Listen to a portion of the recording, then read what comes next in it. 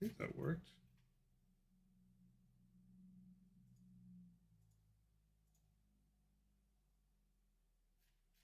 Hopefully that's working.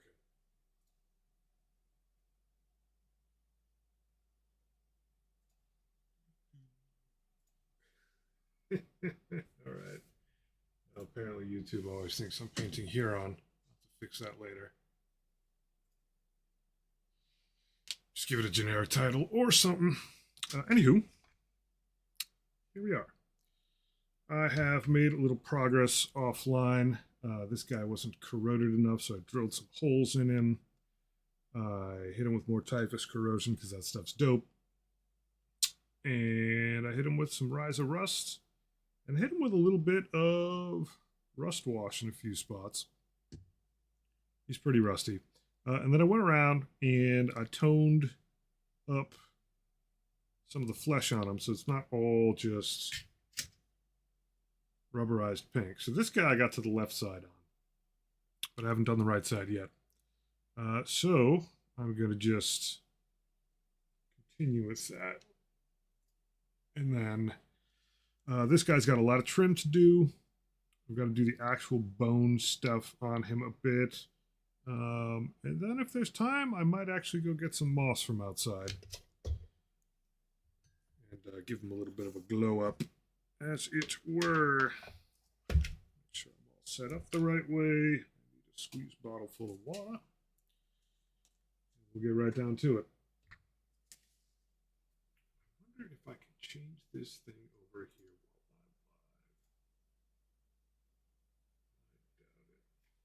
while I'm live.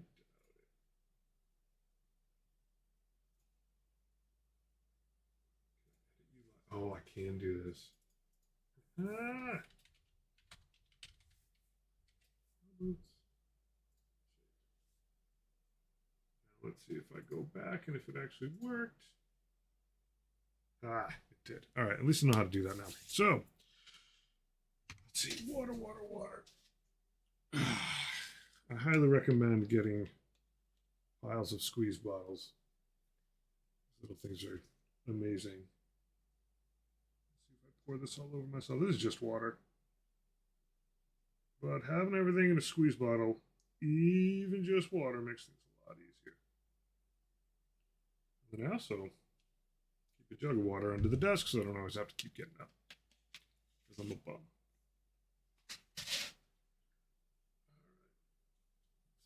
Bit rate is allegedly excellent.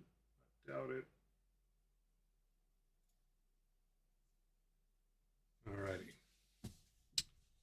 Here we go. I just need to add a little bit of water to my wet palette.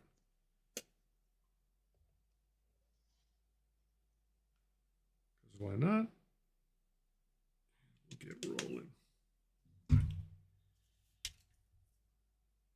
I am actually going to scooch this over a bit. It might be interesting to actually see the sorcery that goes on in there.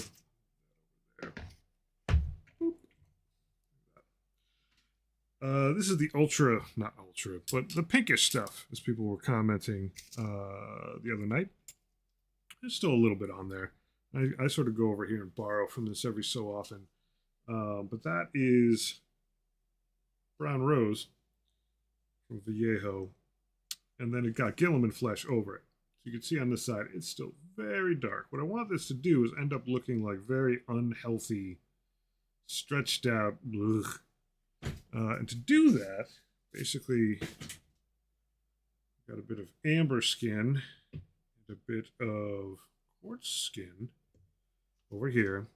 Depending on how much lighter I want it to get and how much more sickly I want it to get, I'll either dip over here and go for the super light stuff or go over here. And it's just super thin layers. So grab a paper towel, have a sip of coffee, and then get back into it.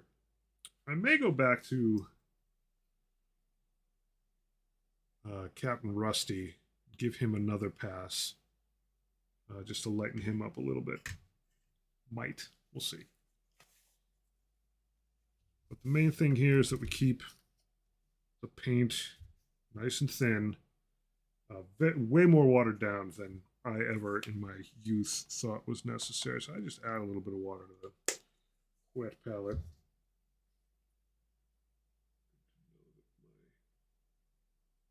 It is horribly unstable, allegedly.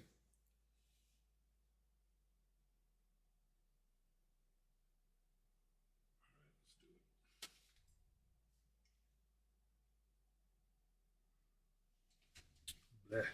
That's not new coffee, that's old coffee. French press. So the shtick with these two guys is that one of them's obviously all corrupted, corroded, allegedly. It's, the breakdown of metal. Just like pockmarked sadness is what happens when you don't put WD-40 on your parts. The other guy is going to be way more verdant. We're going to add a lot of green to this guy, but I don't think it's going to actually be on his armor. It's good to see you, by the way, Moth. I'm going to add either or both of bag of green stuff, but I have some decent moss outside, and so I may try to use that. I may take a brief intermission at one point, go outside, snip some moss, come back in, and maybe sort of stick it with some of this diorama effects stuff to make it look like it's all wet and gloppy.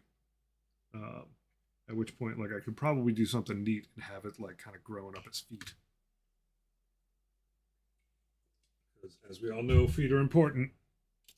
All right, how are you doing, Brush? Yeah, you're doing all right.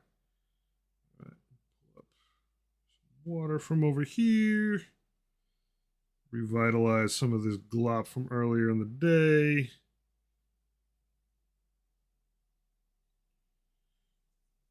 And then what I'm doing is I'm getting a pretty hefty amount of paint off of the brush. Yeah, them toes, man. That's where it's at. I probably don't have enough pigment on here now, but starting up thin is pretty good. There we go. Get a little mixture in there. Basically, I want the brush to only kind of be a little bit damp at all. And it does seem like, and truth be told, you are kind of wasting some paint. But if you're thinning it out enough, it's not actually all that much. What I'm doing here is just making sure I don't paint over the whole thing. It's pretty much it. Like, I am looking for spots that are raised a little bit, that look a little better lightened up. Places where the skin looks like it's stretching. Places where it's naturally raised. Like, I'll go around this ridge here pretty aggressively. But you just gotta keep in mind that, like, you can hit this guy like multiple times. You're not putting in a base coat trying to get coverage as much as you're just trying to hit this stuff a few times, but hit it differently so that these super thin layers of paint overlap in interesting ways.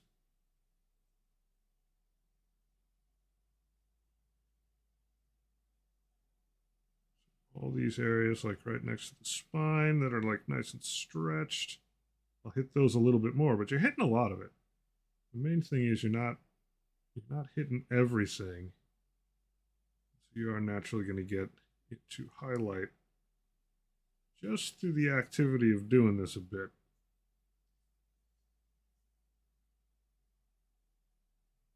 And if I see any details that look interesting, like there's a natural divot there where the wash went in, and I'll basically just mostly preserve that. You want to go over it a little bit, because what you're going to get is like pretty cool interaction between spots that are a little darker and a little lighter. Make it look a wee bit more organic.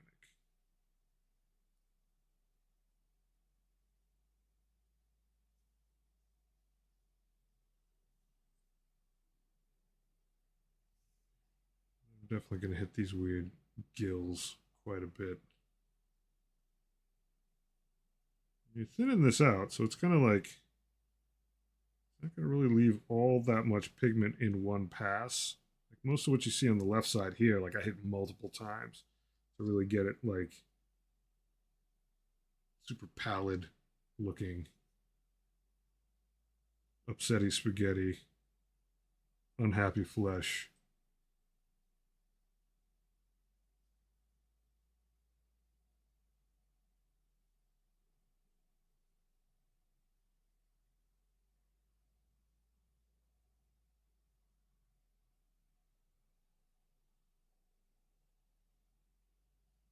Even though I was just right here, like it's dried since, I can kind of go over a couple spots that I like again immediately and lighten them up a little bit more.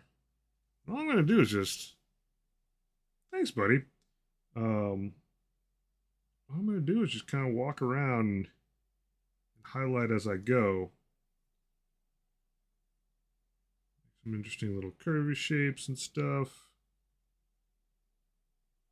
Just take your time. I was looking at your last Brute stream, had to kill the dragon in Valheim that night. It's that requires some degree of concentration. You do a lot of running in Valheim. At least I do. Most of my combats in Valheim are like, should have yakety sax playing in the background. All comedy. Scooch over this way a little bit.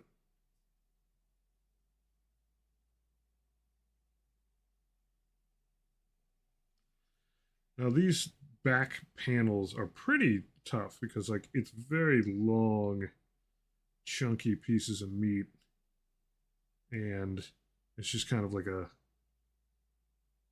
big rounded curve there. It tends to be a little bit funky. Thankfully, it's essentially undead flesh, so I could be heavy-handed and make it look pretty gross. It'll be all right. Like if this was like a bodybuilder or like the Hulk, where you want it to look vibrant and alive, I imagine it's a lot harder. Just lighten those gills up.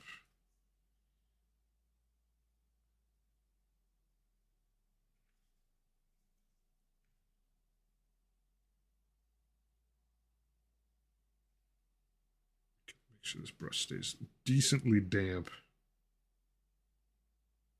Then lose all the paint on a piece of paper. Seems very Sisyphean. I don't know how far you've gotten in that game. Third biome was a mountain boss of a dragon, flies around, spits bullshit at you. Let's see. What have I faced? I feel I'm not sure that I've ever actually done that biome, or if I did, I was probably half in the bag and getting carried pretty assertively. Is that the biome with all those little with the grots in it and bugs? I know I've done swamp. Obviously, I've done like the first one with the great stag.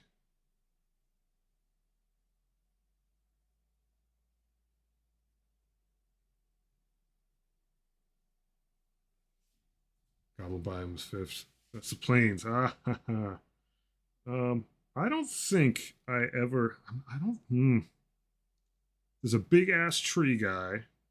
I don't think I have actually faced the dragon.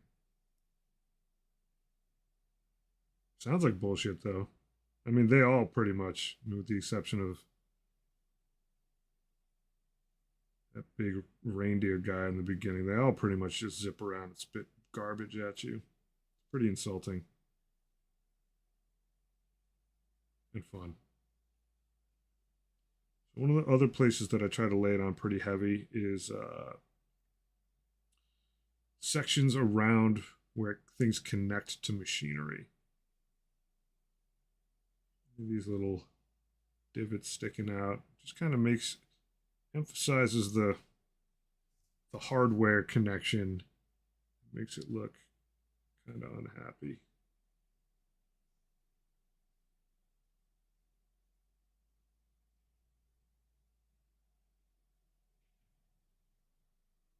And I haven't really grabbed paint in quite a bit. Just moving around the tiniest amount of pigment. This eluded me. It still eludes me. I'm not great at this yet, but when I first started painting Death Guard, I didn't get this at all. I tried to like glaze a little bit here and there, and it really didn't work. And eventually I figured it out when I started working on orcs, which is a great way to learn how to blend stuff because they're green. It's a lot more forgiving than trying to do actual flesh tones because you don't have any like there's no crazy preconceived notion of it. I'm going to add a little bit of this lighter stuff in here, mix and match as I need it. I mean, obviously this guy doesn't look like me, but yeah, a year, buddy, a year. Sweet. Congrats to you. Congrats to me. That's wild.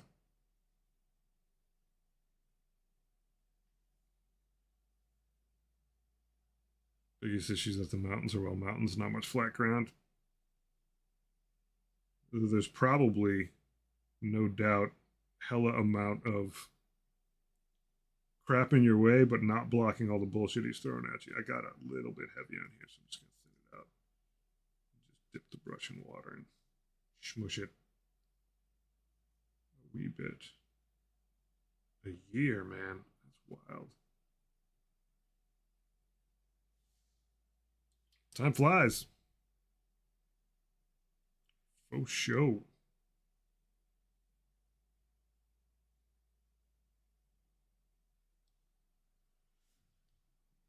All right, here I am. You can see the right side of this definitely highlighted the left side. Yeah, what the what? When did that happen? Well, it's been a hefty amount of work. Probably more watching it than actually doing it. Yeah, we're getting there. Moving right along.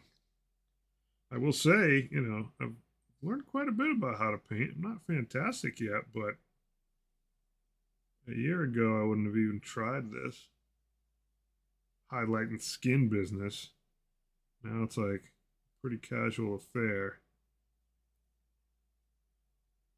I was just getting comfortable with stuff.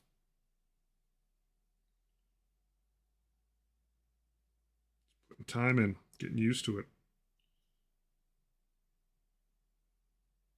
I will say this though, like I could just keep painting Helbrutes if like I'm gonna be very frank. Um, if Death Guard was all Helbrutes and Typhus, I'd probably be okay. I'm so excited to be able to throw all three of these guys in my Death Guard army.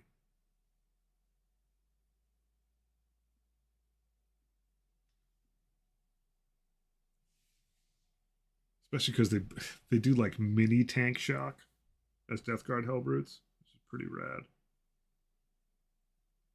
I'll still use them in my Chaos Space Marine army too, but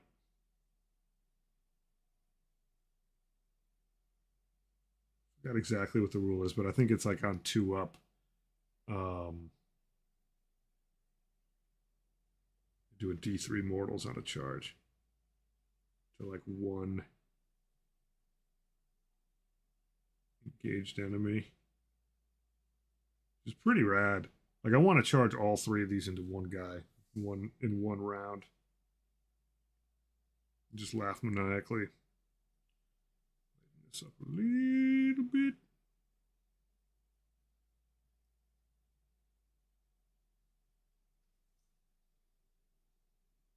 And use tank shock on top of it. The Oddfather is going to be driving up. Where from? Just a little bit. Like how far? I don't need to know the exact geographic coordinates, but how much of a hike are we talking?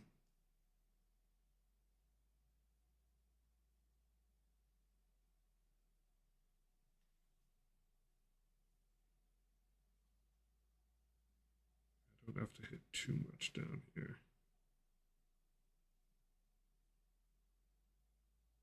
smush that around a little bit. I was a little heavy-handed, so now I'm just going to go in while the paint is barely still wet and just massage it around a little bit.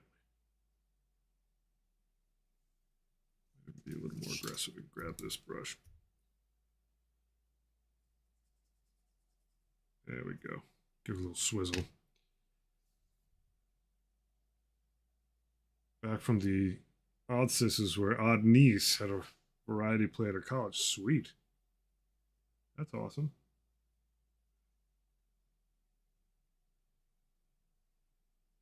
How'd that go?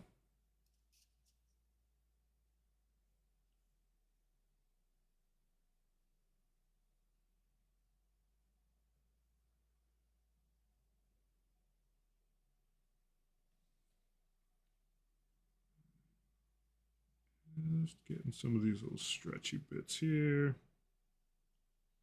And then there's all kinds of wild, tendony, muscly stuff on the legs. So this will take more than one pass. I'll just take my time. Block out the bigger stuff first, which is mainly just like any tendons that are crossing up, any big patches of muscle.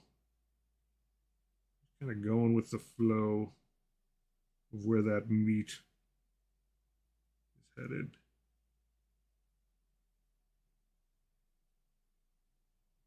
And I'll be hitting it multiple times. We got all this weird crotch business here too. Very tendony, very awkward.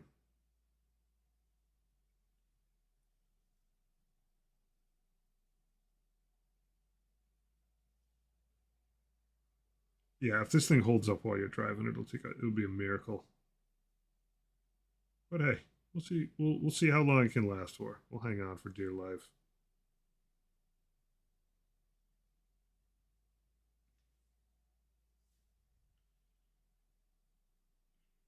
Big old ham leg.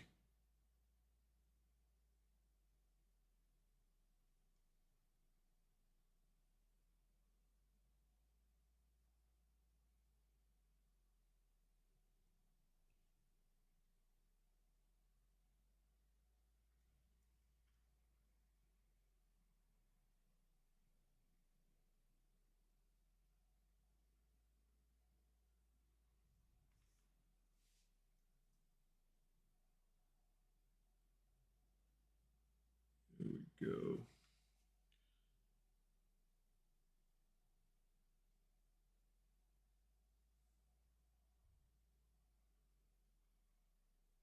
This model's so dope. It's just like full of awesome meat detail.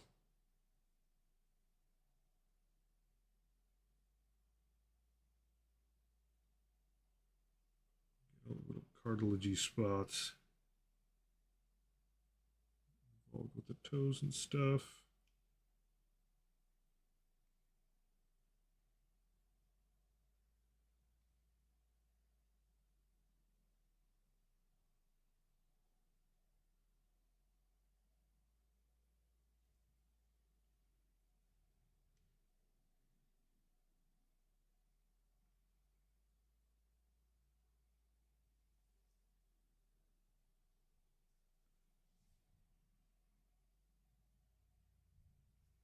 It's a little strong. That's a little better.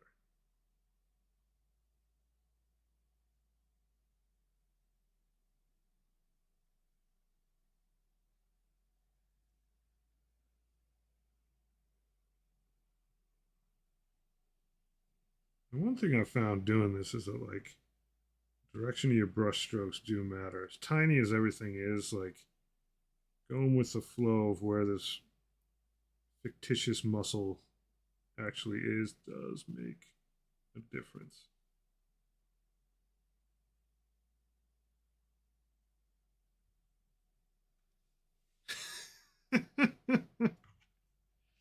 Joe cooking with Bob Ramsey and Hell's painting with Gordon Ross. That is pretty good stuff. That's an excellent juxtaposition. Dude, I got sponges. I got all kinds of sponges.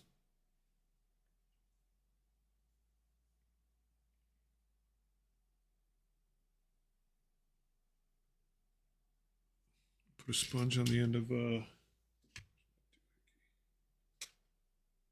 toss it back in here.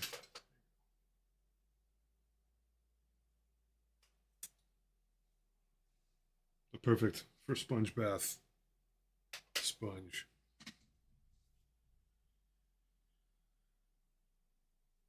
He's got a couple little blemishes. Doot, doot, doot. How you doing, buddy? Good to see you.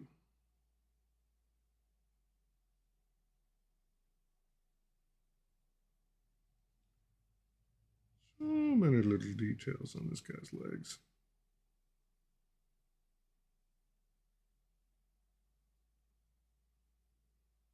Get them knuckles.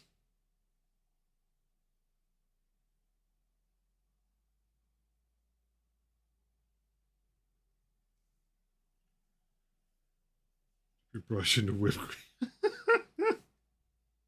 cream. Someday I'll start up an OnlyFans when I get really desperate.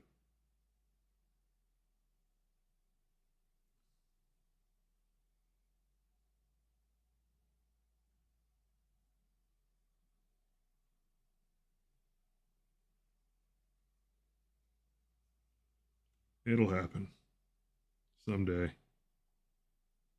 I'm sure of it. Maybe I'll wait till I'm like 55 or 60, so it's like triple creepy.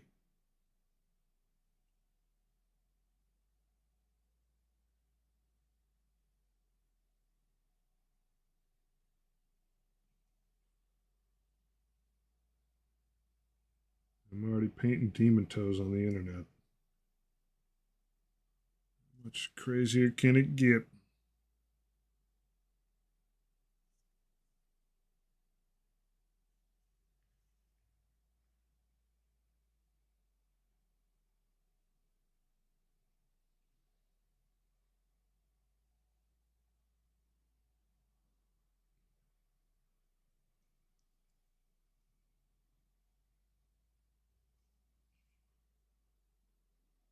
It's fun though, man. I would just like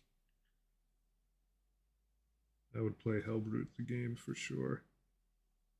I feel like Warhammer in general is due for a video game where you are just some form of dreadnought.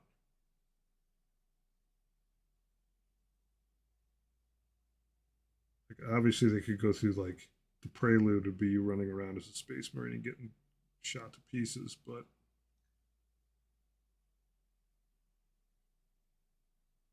anytime you get to utilize a dreadnought in a game for like the brief periods of time that they let you, it's always dope. It's like, dude, just make a whole game about that. Just being obscenely powerful.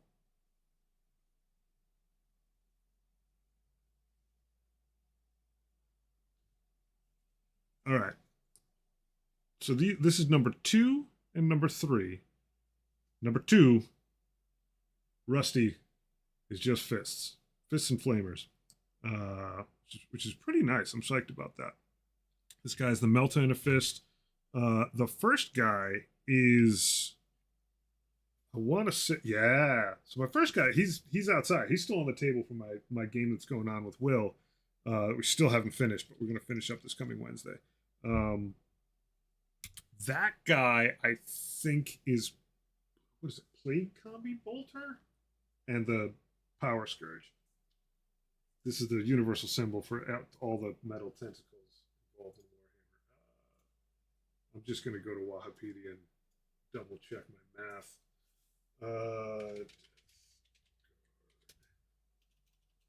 Guard.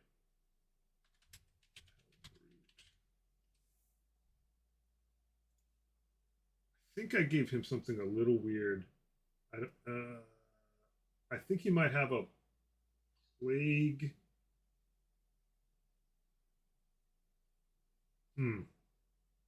I'll have to go back and check. Yeah. I think he might have a twin plague heavy bolter. I don't think I went with the plague combi bolter. I think I was trying to maximize for lethal hits.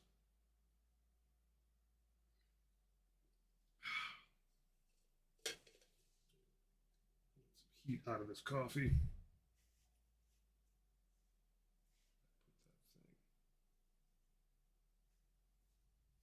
I can't wait to roll with three of these guys. Cannot wait. Just absolutely crush in.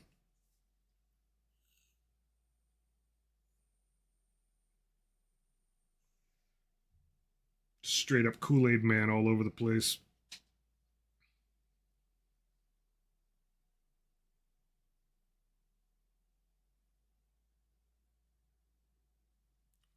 Moth, did you ever play I know, right? Sector X? Good to see you. Did you ever end up playing Pal World? I played it like a little bit when it was super early and I fired it up again. And man, for like completely wholesale stealing Pokemon, it's a pretty good game. Not gonna lie.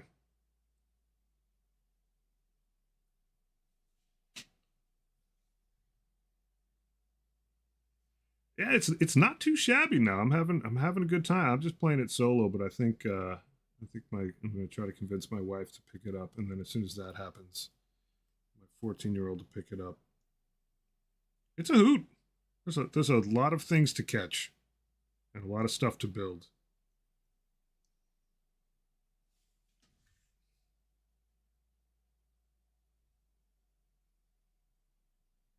All right, auditor. Safe travels. Drive well.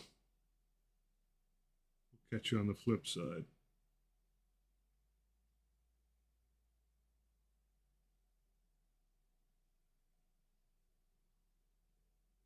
Somehow ended up with Votan. Hmm. Somehow. I imagine you know how.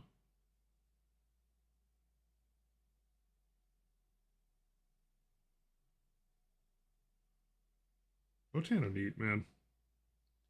I don't think I'll ever full dive into Votan, but their models are pretty darn cool. As much as they have very few of them, they like benefit from the sculpts being very recent and like in a lot of ways, I think they're some of the best sculpts out there right now. I will do my best to stay awesome. Thank you. Day, wake up, try to keep my awesome intact.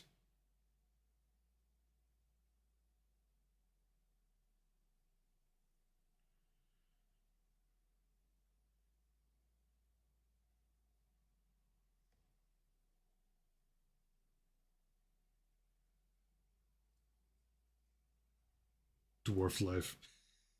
This, I mean, some of their stuff is just frankly quite beautiful.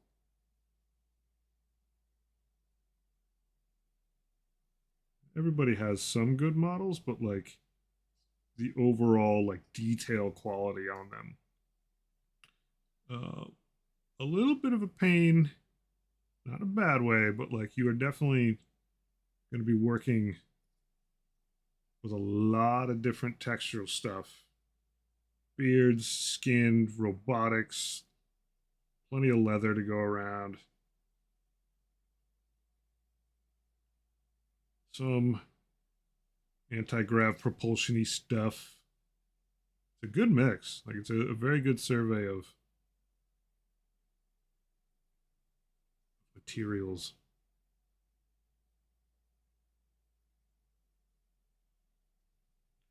Purchased it because it was a good price, thinking Moth would want it. Now I have 765 points and thoughts for more.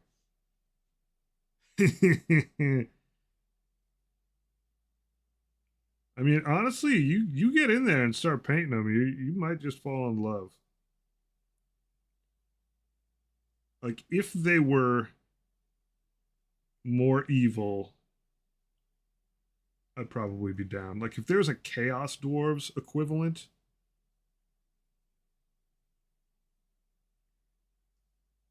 I'd be pretty sweet on that.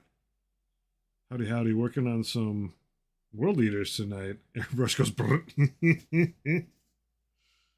I have not streamed with my airbrush in eons, but I keep it outside in the barn now. But man, it does go. It's good stuff. Airbrushing is fun.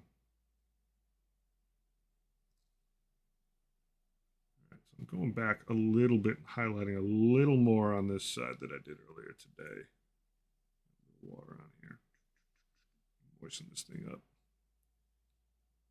Nope, too late now. R.I.P. Yeah, have fun with them, man.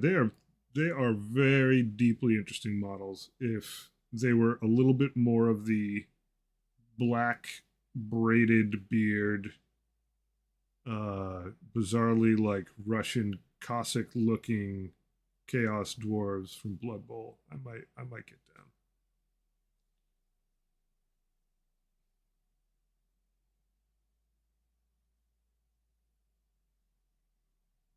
But they are pretty sweet.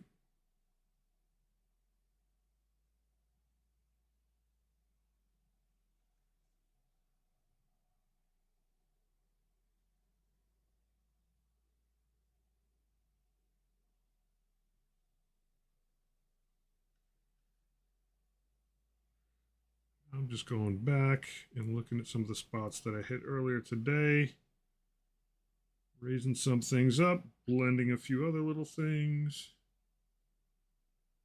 All layers.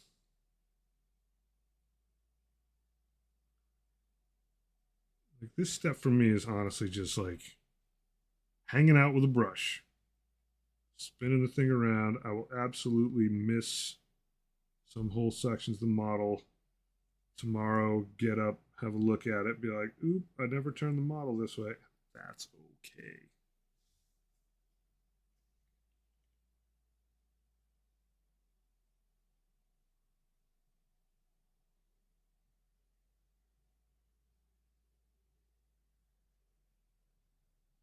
I also like the fact that like hash mark painting is absolutely fine when doing this too. Pretty neat.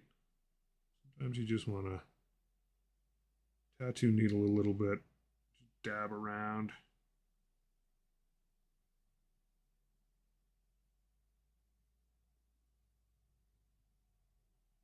It's pretty sweet. Yeah, this guy's looking pretty rad. Getting there. Getting there. Oh, I also I dropped some Magos purple on the tentacles. Oh, we're in an ad? We are in an ad. Not that anything I'm saying is all that important right now.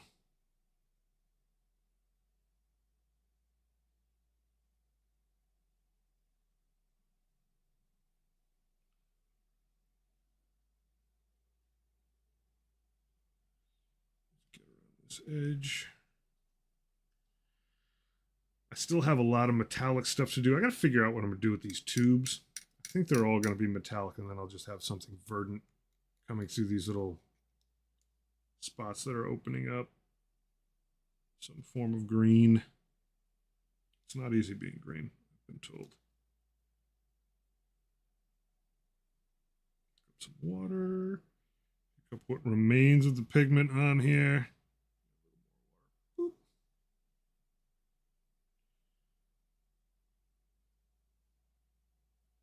Super thin.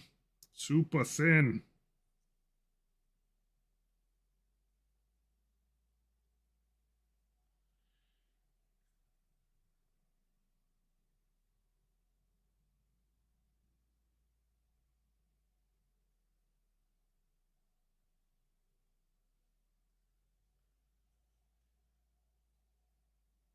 Yeah, he looks a little more fleshy than he did when he was purely pretty in pink. I'm just going to casually spin him around a bit more. Like there's spots up here I haven't touched. Thin that skin out. Gets up to these horns. I'll probably just Seraphim Sepia the horns because that's kind of my jam. Sticking with it.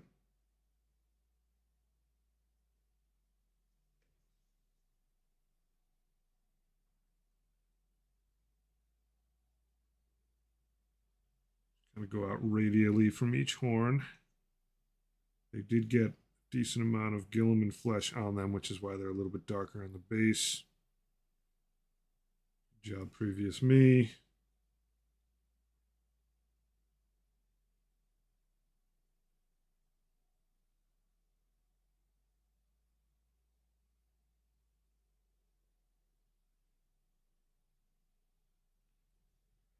Dude's got mad abs.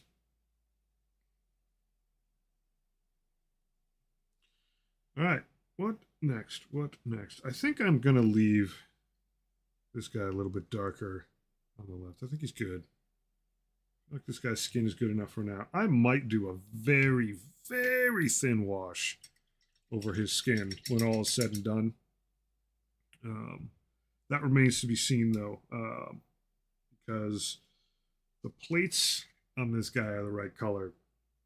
But based on how the trim goes, and then whatever greenery and metallics, additional metallics I add to it, the skin might look like it needs a little bit of a tilt. Cross that bridge when we get to it.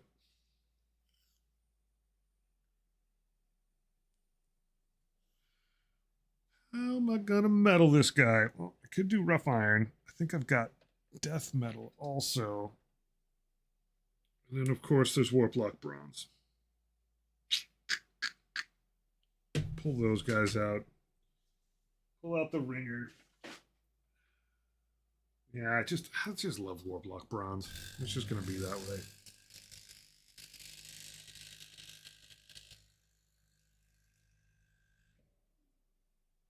Hopefully it's not all dried out. Ooh. No, there's still paint in there.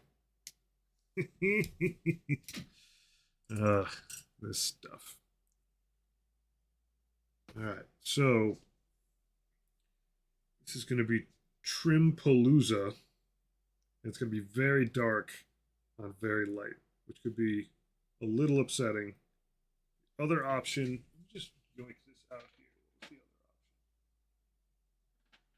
other option? Copper, no. Gold, no. Don't want to go brassy, I don't think. Don't want to go copper. I think I know what I'm doing. Well, there's also Retributor armor. I don't know how that's going to look with dark green,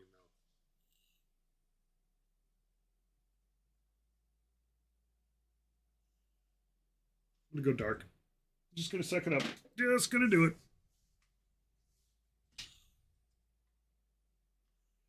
Question is, if I am going to go dark, do I want to go death metal? Oh, the decisions. I do love you, Warplock Bronze. Genuinely. Yeah, we're going to stick with it. I will not be swayed.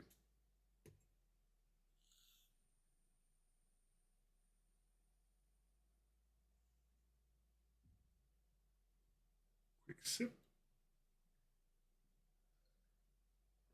And let's get down to it. Lo and behold, Winsor & Newton makes very good synthetic brushes too. It's not always all about sable. And for metallics, and especially trim, I really like using a synthetic brush because they're less bendy. They're less soft. A little bit more rigid. Handles a little bit, it's not automatic, but it's a little bit, you can get it a little bit closer to like a magic marker while still having brush-like qualities. I was tempted to actually use oil. But I'm not gonna, or wax actually. But I ain't gonna. I want this to dry quickly because I'm gonna still end up, still got steps I gotta do. Thank you, Warplock Bronze. You're a champ. All right. So, a little dab of water on here. Extra dab of water near it. Let that run out. And then I can always just grab some paint. Dip it in there. Try to get to the right consistency. Not too thin when you're doing trim. Otherwise, it'll just run all over the place. Sign of the cross. Good Christian boy. Yeah, lay it on. That stuff is great. I also have to remember that it is going to be lighter than it looks in the pot because I'm going over essentially wraith bone and other bone colored white here.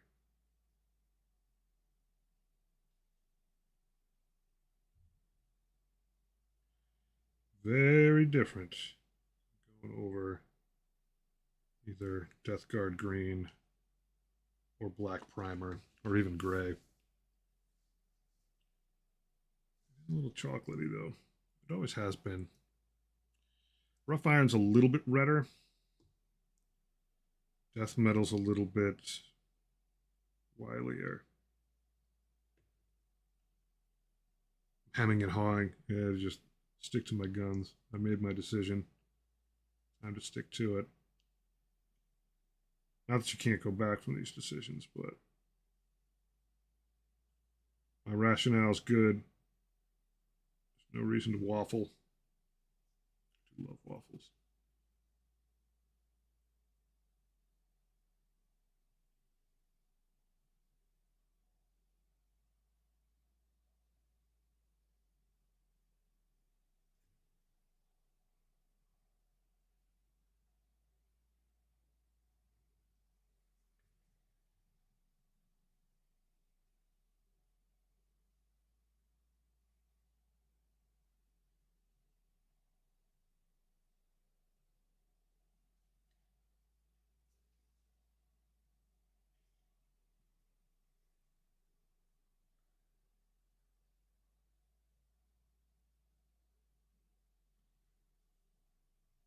This guy's armor trim is very ornate.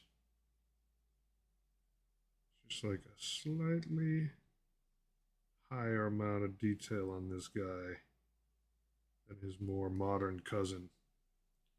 Yeah, death metal is pretty awesome as a paint, as a lifestyle, as a genre of music. It gets the job done. And there's a decent chance that I'm going to hit the lighter color that's on this with a wash of some sort. Might actually be Agrax. The old classic. So I'm not going to like try to overcommit to getting all the way up to the edge there. I don't want to hit the plate itself. That's the main thing I want to avoid is hitting the plate. I don't think I'll have to because the wash is going to get into that groove pretty heavily.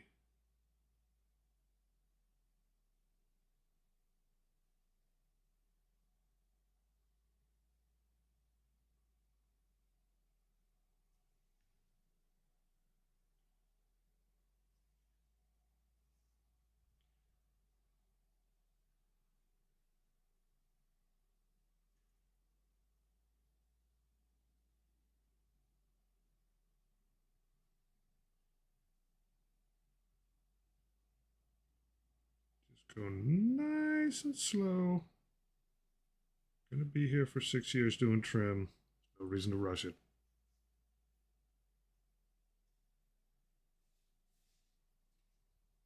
Hit the plate like a champ. I mean, the nice thing is I'm going to. Uh, it's just that I try to avoid it. Try to defy fate.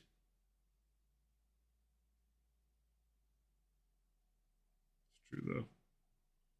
I don't want to. I don't want to be here for years. Put these guys on a table.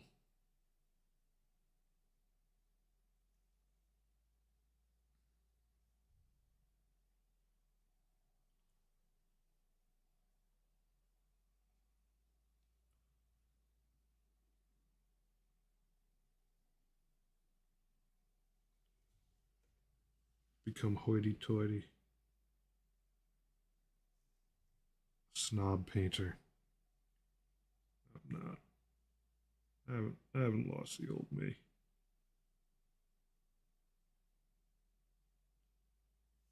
One half of this guy is going to look very well detailed, and the other half is going to be like, well, that was later in the night when I was tired.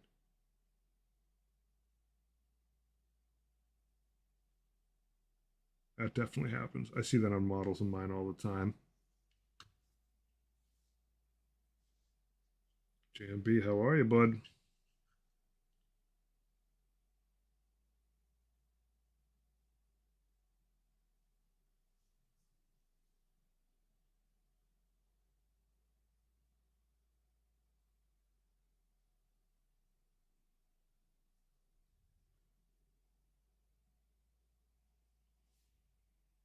Good evening.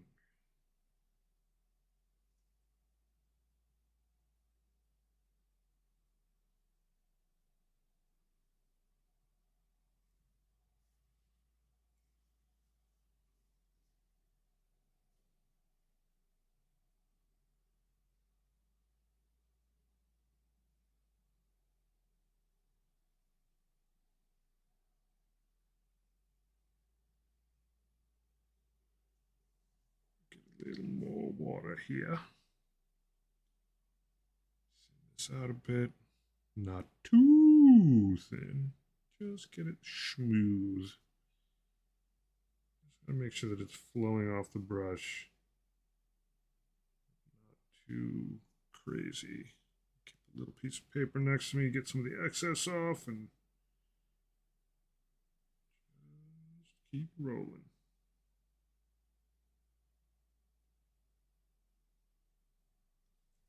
And this guy's very handsy, so it's kind of important to like put the effort in on getting his hands looking nice and crisp. He's basically just a vehicle for hands. That's what he is. That's his job. He's getting his meaty arms in the fight.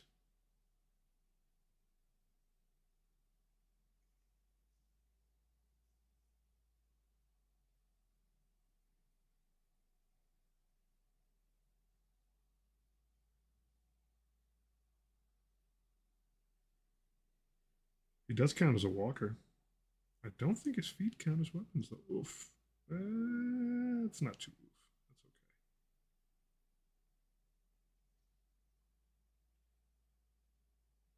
I accidentally did a little blind paint around the corner. I never know what you're gonna find.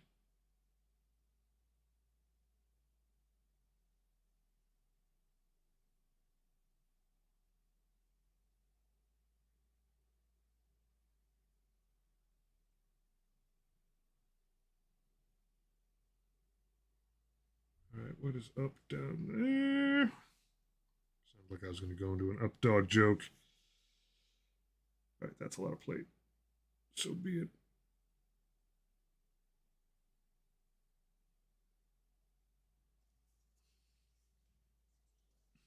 Back side of this.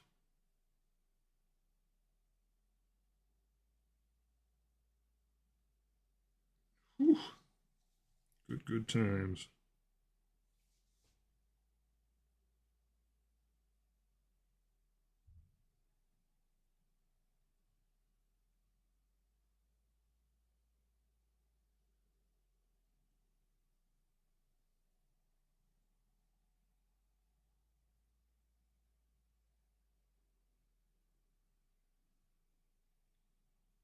Little less print detail on the bottom side of this hand, so gotta be a little bit wise about it. I'm sort of doing some live interpretation of the line between trim and knot.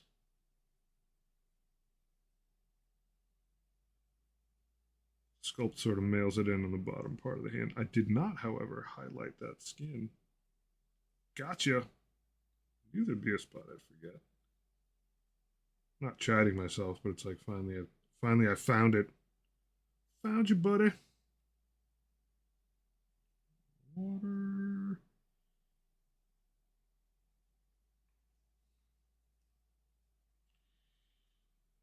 It's looking okay.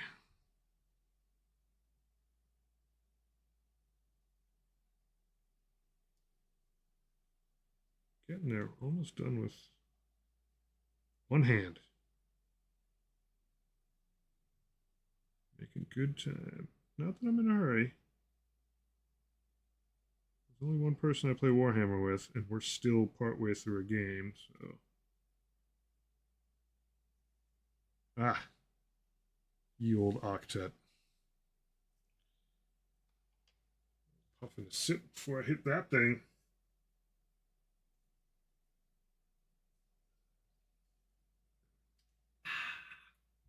Good coffee.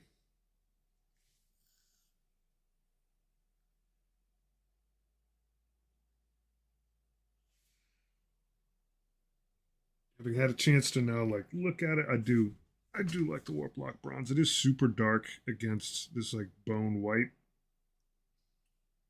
but it's the right call. I like it. It's going to be very scraggly amounts of scraggly splaying of green as I moss this guy up. So having some like super crisp lines on here underneath that, I think will look good.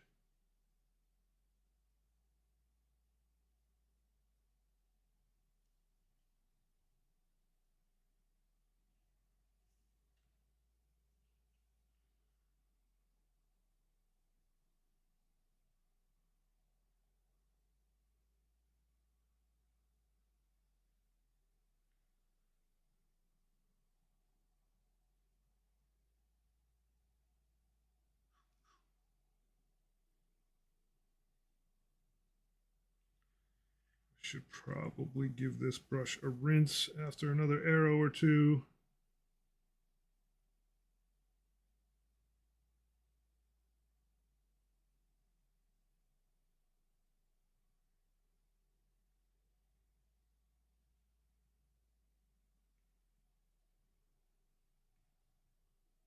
Did go over the side a little bit.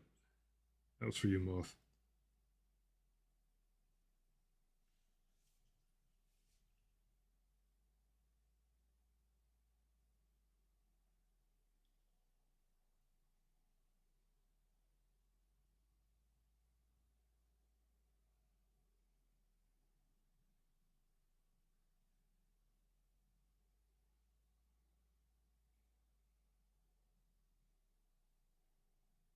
There we go.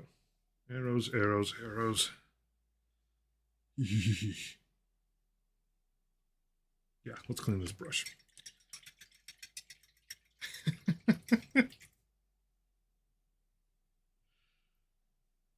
Painting Dad. That's a different famous guy. You appreciate it. I'm looking out for you, man. I am a painting dad, though. What's up, Nigo? How you doing, bud?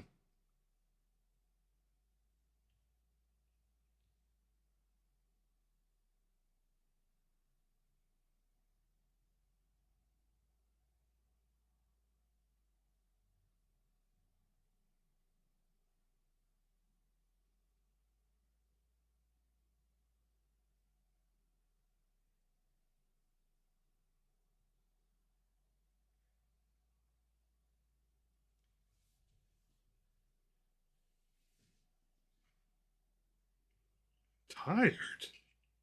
Tired? Well, let my monotone, droning voice carry you off into dreamland, then.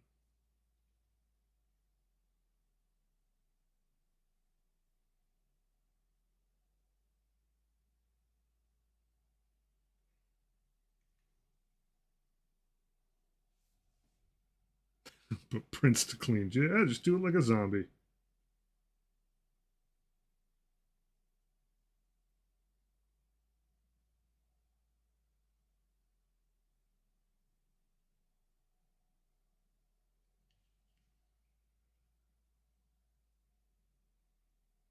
Gotta train your kids up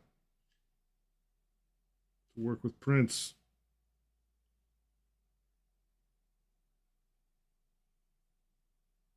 Get that free labor going. Joy Stones of Ray Romano and Bob Ross talking. Yeah, he pretty much summed it up. Pretty much summed it up, brother.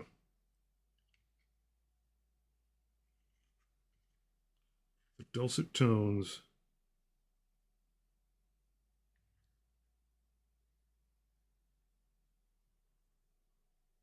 So you pretty much running your printers like 24/7 at this point, Mingo? You're just like full time in it?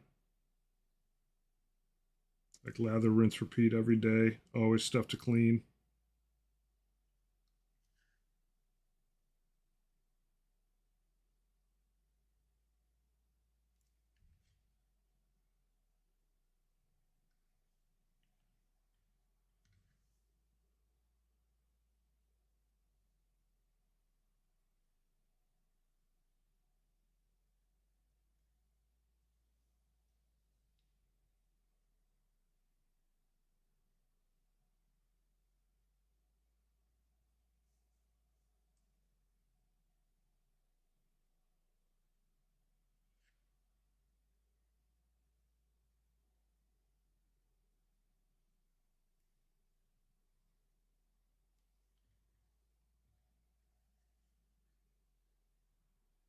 Oh, I'm in an ad break again. Ah.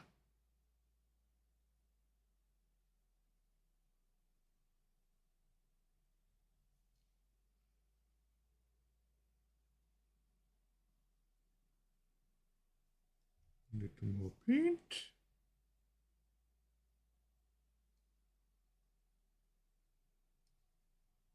Just like squeegee this between the knuckles a little bit. I don't need to get all the way down there, but just enough so that the eyeball gets the implication.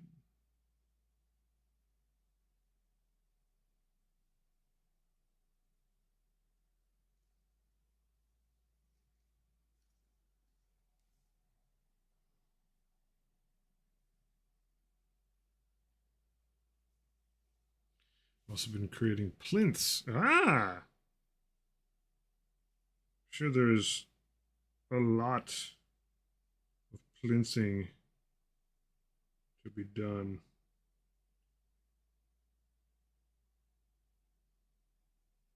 You see so many like crazy busts that are on like awesome plinths.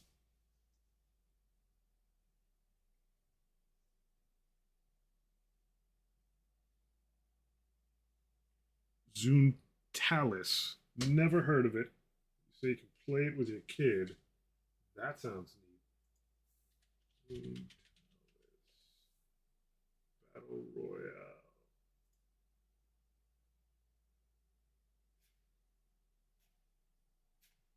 Oh yeah, that looks dope.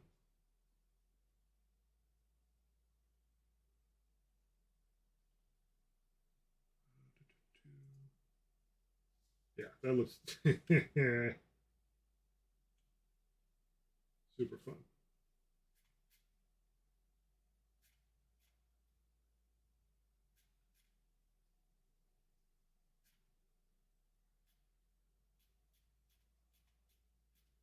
Yeah, I feel like I just want to like design some game, some tiny one.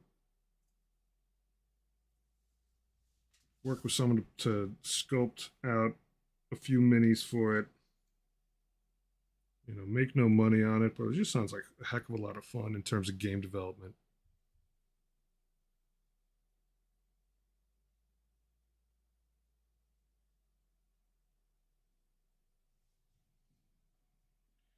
The models look rad, man. I love the animal faction goodness within. It's almost like Mouse Guard, the tabletop game where you've just got different factional aminals. I might leave this side for a bit. Get all the way around that? I did. I didn't miss that sector because that was pretty funny.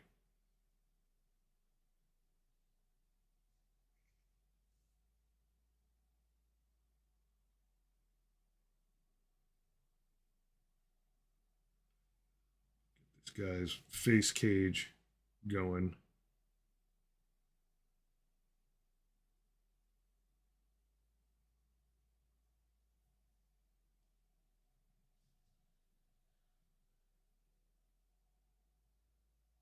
I feel like I can sell the squad station. Yeah. Are you just gonna print them or are you gonna like print paint? Because like to just be ready to go, that's gotta be like a pretty sweet deal for a player to just be like, yeah, I got some awesome custom painted ones, but obviously that's a crap ton of work too. Just curious if you're gonna do both or just print them out for folks and push that. The business model. I always care about the business model.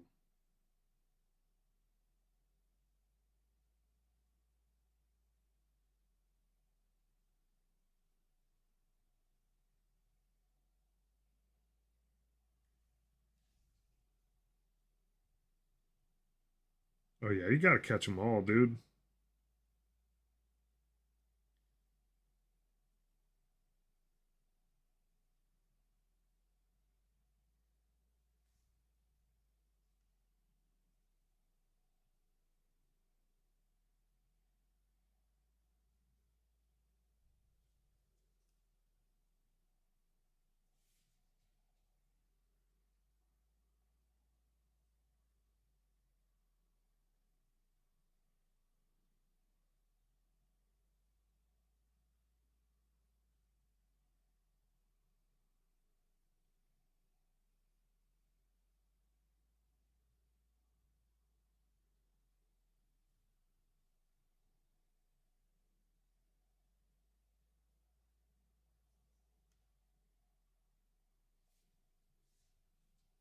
Excellent. We'll see in a few. Yeah, I'm curious to see what the Spider Queen looks like. Anything Spider Queen is pretty much anything in Shelob range, right up my alley.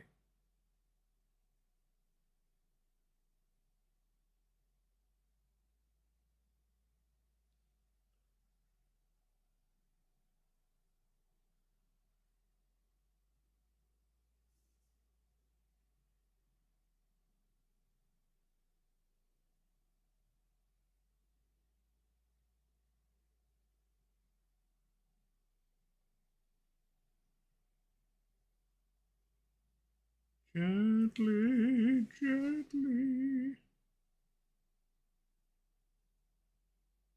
Not a lot of room to fuck around there. Eyeballs don't fail me now. The trim gets wider on the bottom, which is good. Just goes into these teeth. A little respite.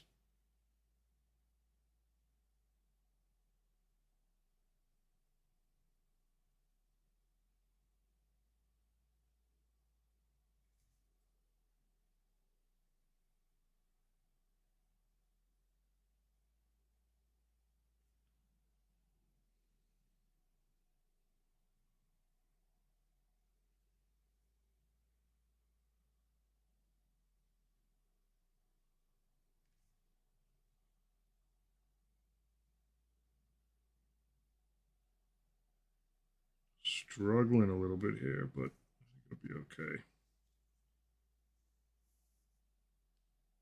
Weird. Yeah, I definitely overdid it a little bit on the underside there.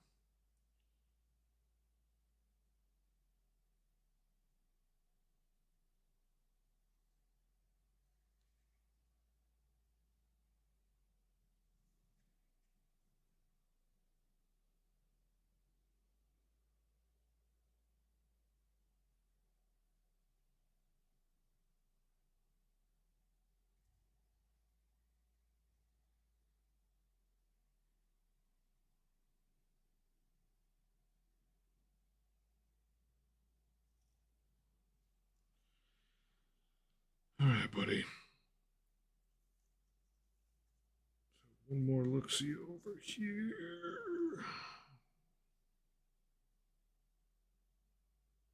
There we go.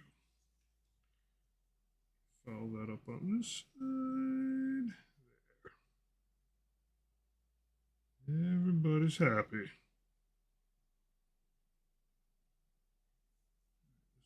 Got to get a little closer around this eyeball. Just a bit.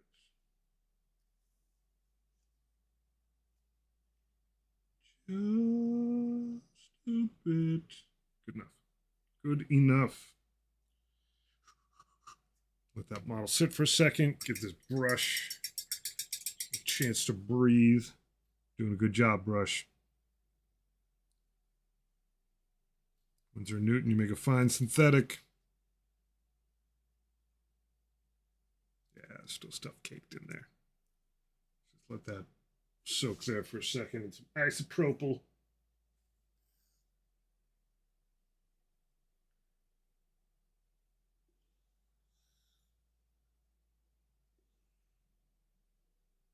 This guy's moving along. He's good.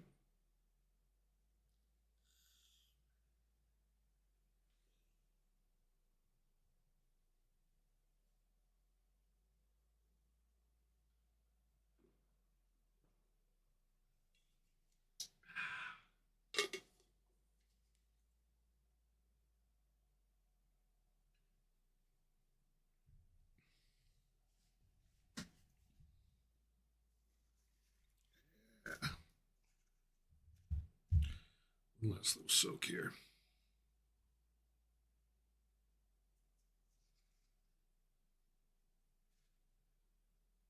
Get some water. And good to go again.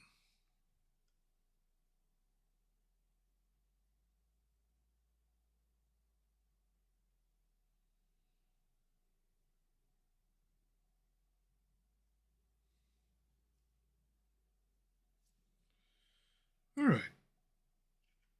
So look around. might as well get into this bizarre piece of bicep armor while I'm here. I think it's the only model. One day I'll say that about a model again. I think it's the only model I've ever seen that has a specific piece of bicep armor. Very bizarre. Go get him, Chaos.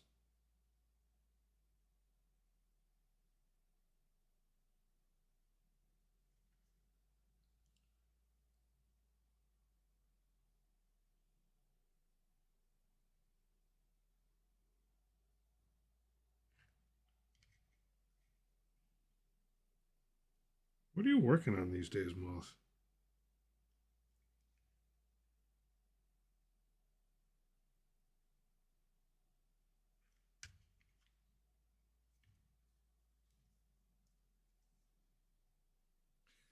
Crop top power armor. It's true, man. Helbrutes get it. Gotta show off them abs.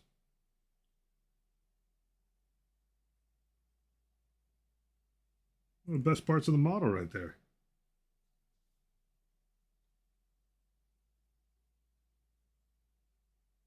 This guy was a lifeguard before joining the Space Marines, before joining Chaos. Just hanging out by the pool like Billy from Stranger Things.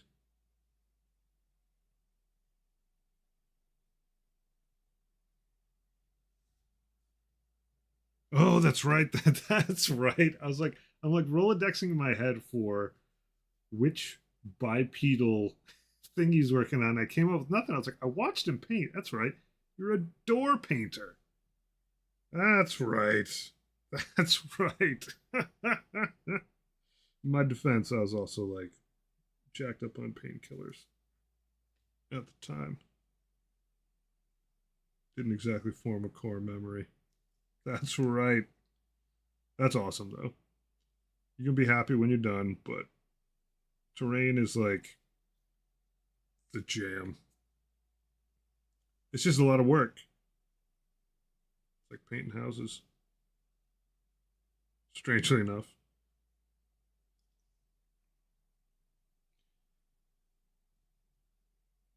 I think you can sort of like fantasize in your head. I mean, I certainly do it constantly about like, oh, it's gonna be so cool when there's models on the table. I don't find myself doing it as much while I'm painting terrain, but then once the terrain's on the table, you're like, wow, what a difference. I was right the whole time. Good job, me. I knew I was smart to paint this terrain. One thing I've decided is I'm not really going to do much terrain in here. I'm going to do it all out in the barn. Bigger pieces, easier to work around stuff. Someday I'll do everything out in the barn. Work on this shin. Yeah, I apparently completely erased in my mind that collab session you guys did the other night.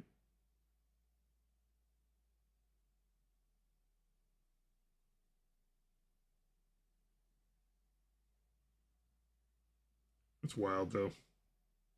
What a challenge. What a call out. Sometimes you need that. It's like someone saying, hey, let's do this. Let's get this party started. Boarding actions party.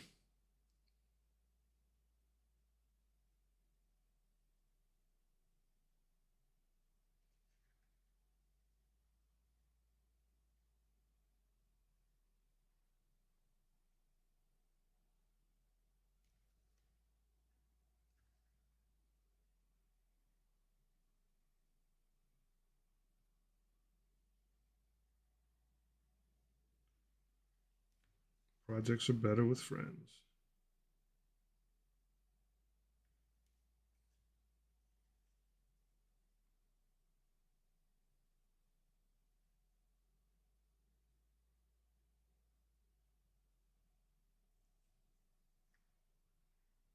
It's a little sloppy here.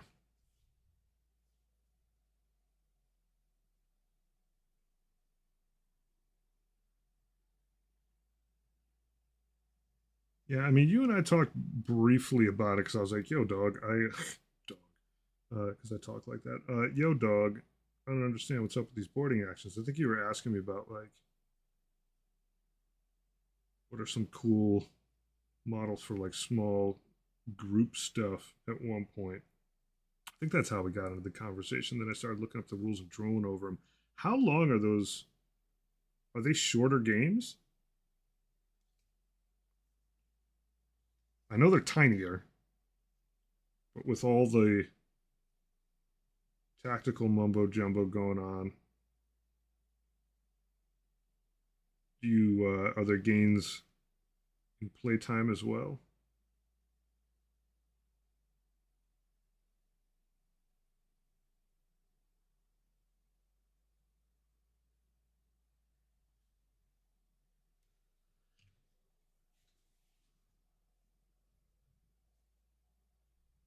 Did sort of work on all the sets at once. Most of the stuff is one layer done. Others two. Some are just waiting for a wash. There's a big moment when you put the wash on terrain. I remember when I was working on that cathedral stuff. I put the layer wash on and I was like, oh crap! Like I'm very close to done, and I didn't think I was before I did it. Only 8 pieces are completed so far. Eight's still pretty solid.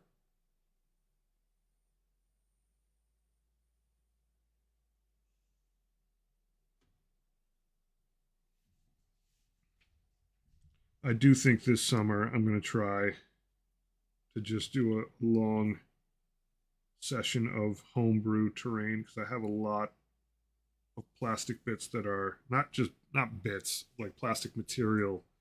Um,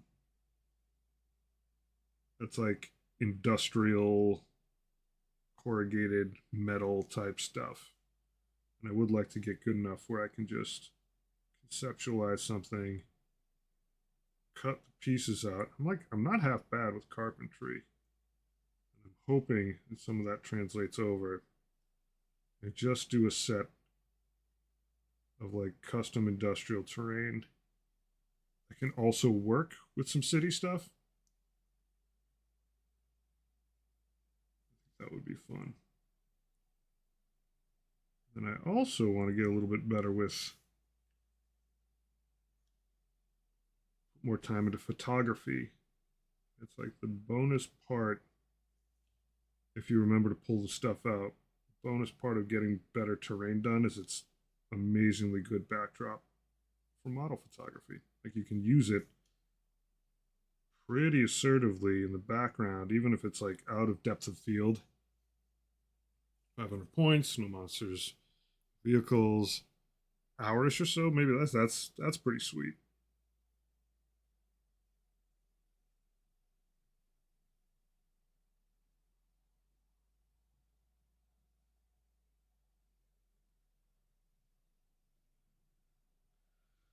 Yeah, I found that I'm still in that phase of learning Warhammer where setup takes way longer than it should for me. Like every time that I'm done, I'm like, I should have known all that stuff already. But it's been like long enough in between every time I've played that like I'm always still kind of going back and referring a lot to like, what am I doing now? What order is this in? I feel like my general purpose Warhammer games will benefit a lot from me just getting the setup down road. Now, does boarding actions have like very specific layouts? Yeah, drive home, buddy. I'll save my questions for you. Well, actually, Patrick can handle all this, but it's like, are you laying out maps the same kind of guidance you have for a full Warhammer game, or is it like, hey, block everything out specifically like this? Like they got to have rules about like how halls work and all that. I just wonder how plug and play it is.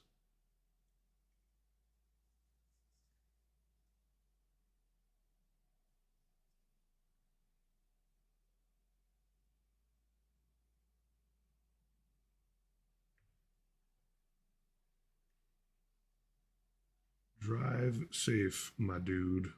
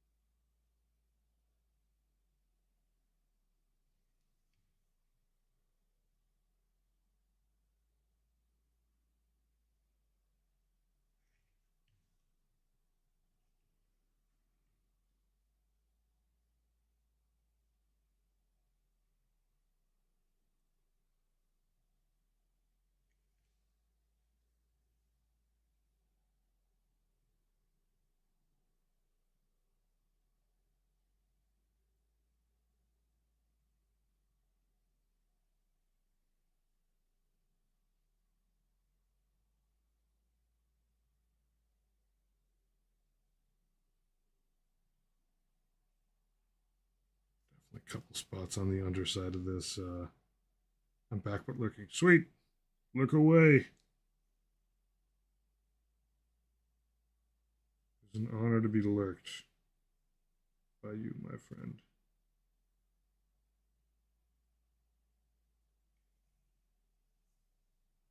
A couple little spots on the underside of this model that are kind of mailed in. Not by me. by the sculpt. A little weird in a couple areas. Like, that connection. A little bit Spartan.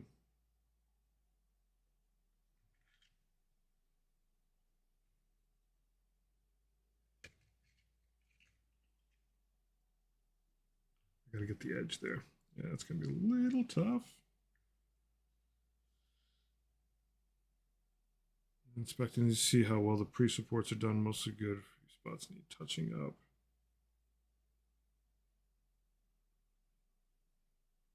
I mean, it's got to differ, even just model to model, print to print. I mean, I can imagine you get into a groove with your setup that, like, you can sort of rule your setup out.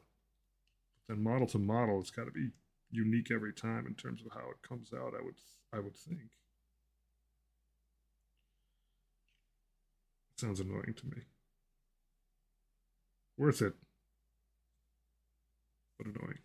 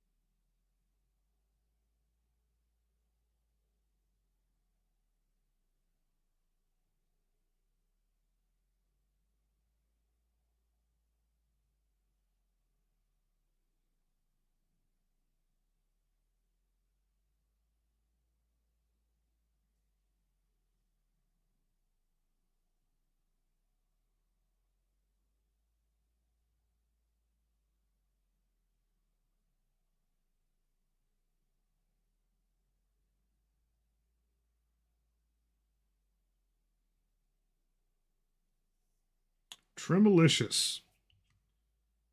I need to grab some more paint soon. I think I'm running on my palette, running its course.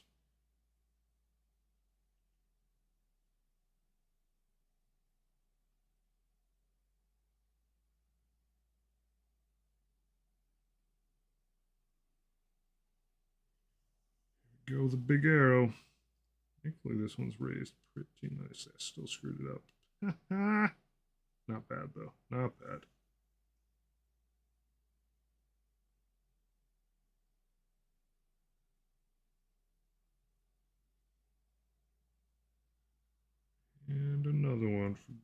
pleasure.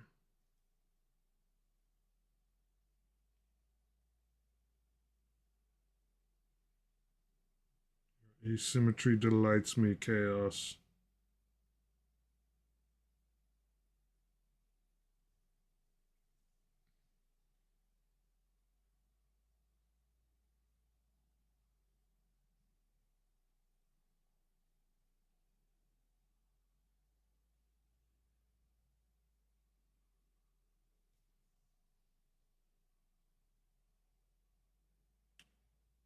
Oh, the missing hoof. That sounds disappoint, my friend.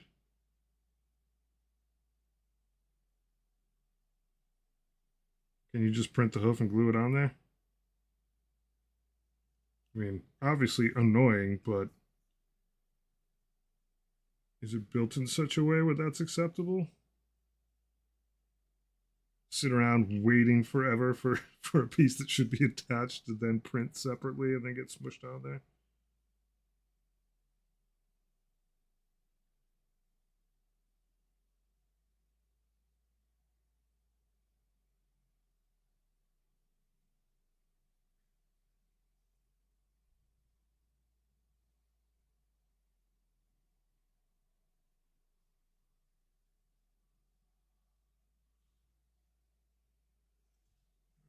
How am I going to hold this thing? Oh, I got to get the inside of that too. Speaking of bizarre angles.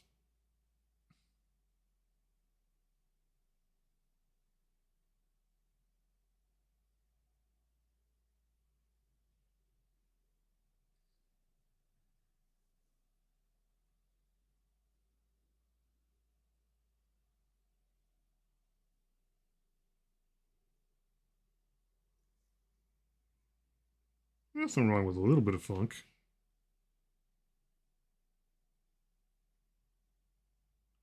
Keep it funky. You may have gathered.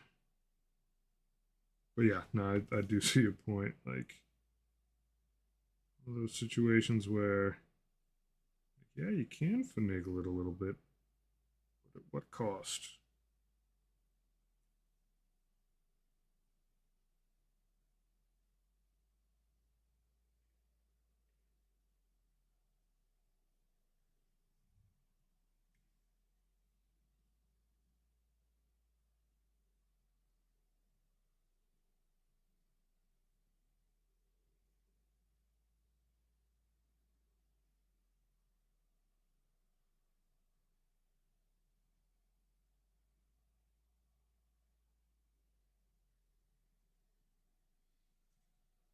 Croc Rogue.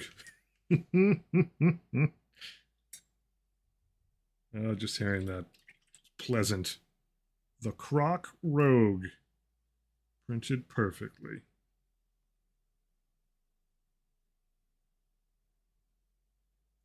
This guy soak for a second here. Let him breathe. Warblock bronze is like hell for brushes.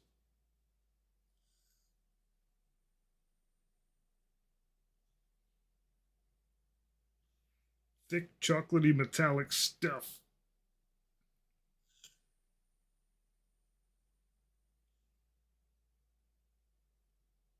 And I do have other metals to paint on this. I've got a lot of like some form of like gunmetal, dirty iron to do. He's got chains, he's got all kinds of like tubes and pipes, some sections of the gauntlet, barrels of the melta, probably the smokestacks too.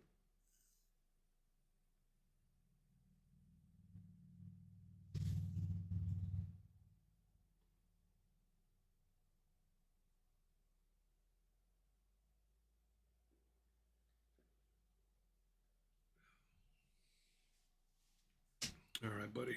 Let's see if we can get this gunk out of you. A little wiggle. Yeah, there we go.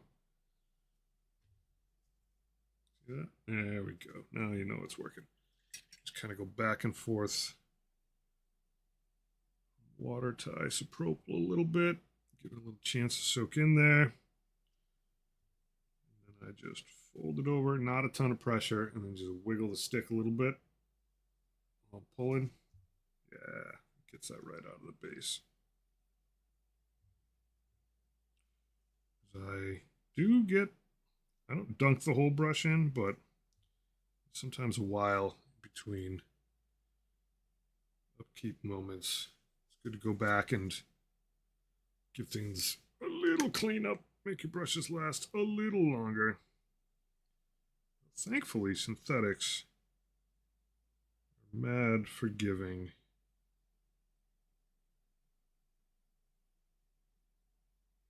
To a bum like me.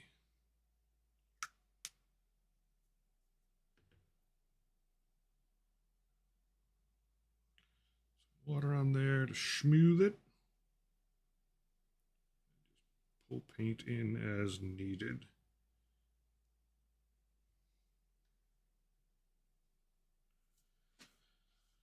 Trim, trim, trim, trim, trim, trim, trim, trim, trim.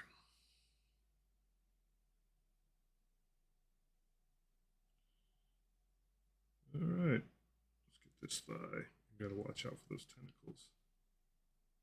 Technical tentacles.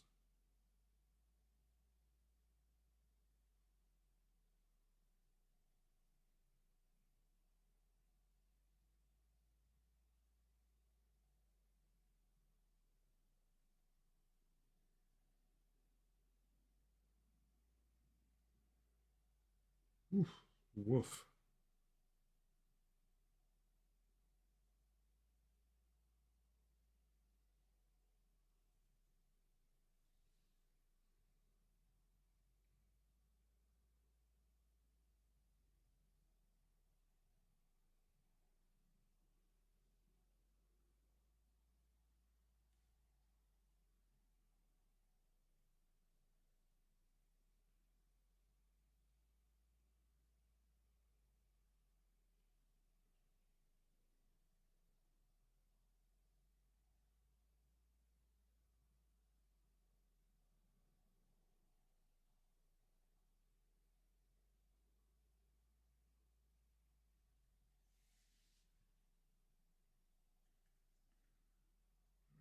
A little closer to the skin here.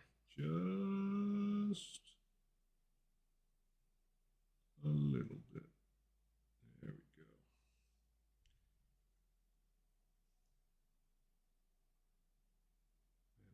go. I'm loving this guy. I can't wait to flop you on a table and get you killed turn one, buddy.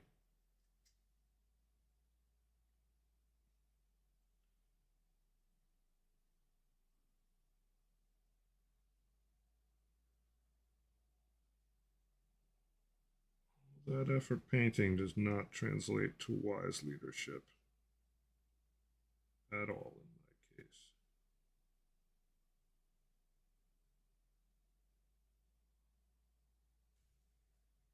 You know what? You're a bronze spike.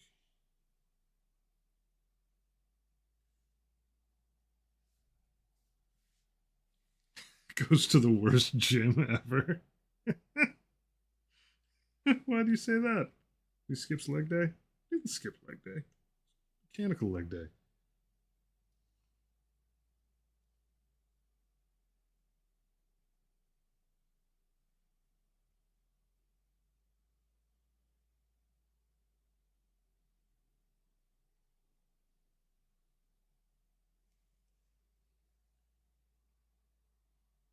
He is anatomically a little bit bizarre, for sure.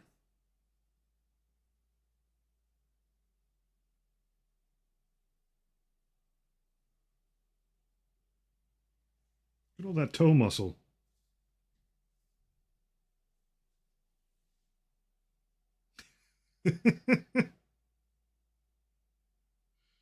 Oh, Sector X. Feet day's important. And in the warp, who knows what day of the week that is because there are no weeks.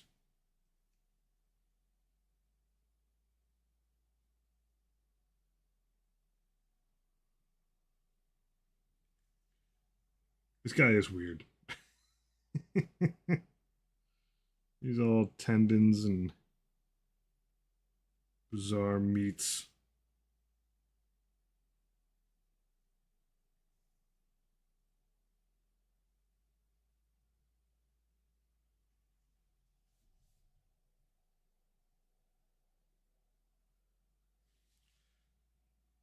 I I like Sable a lot, but man, not for my metallics or not for trim. Uh, but yeesh, as far as actually having like something you want brushstrokes down is a super fun model. This is a super fun model. Um, like my metallics, I'm just going for like super flat coverage, and I want something that feels a little bit more like a marker and is like overly well controlled. But man, like I wouldn't be able to do the skin on this at the level I'm trying to do it with a synthetic brush. I'm sure some people can. I can't. Like anything where brush strokes really do matter, Sable's like pretty freaking dope.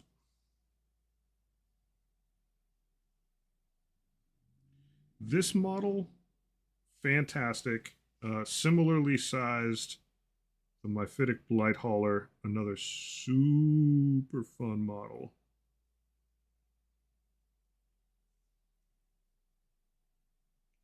And this guy is like made to go. The Helbrutes made to go like several factions, so they give you enough bits. This one was. It's not like I think this one's actually monopose, the old one.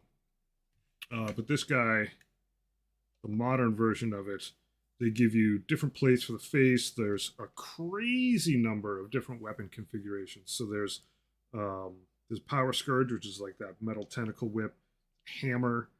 It could have claw hands or not. Um,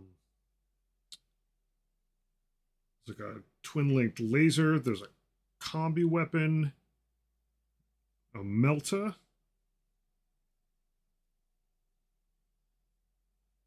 I feel like there's like another weapon I've missed out of the list, but like it is a crazily configured and configurable model.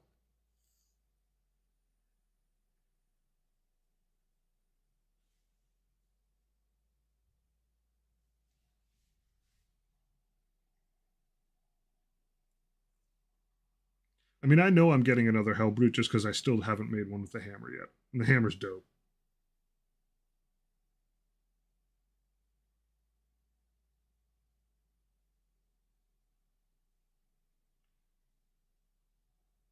Like this guy came configured like this because that's how he shows up, and I knew I wanted someone handsy.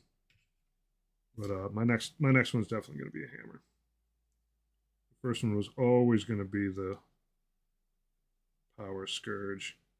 That just like just looks awesome. But I'm gonna have to do the hammer.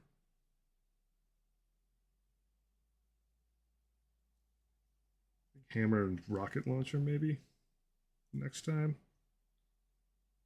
But yeah, I genuinely would not be surprised if I ended up with 6 Helbrutes eventually. Not that I'd ever be able to run them all, but like I'm not magnetizing them. They're just absolutely a pleasure to paint.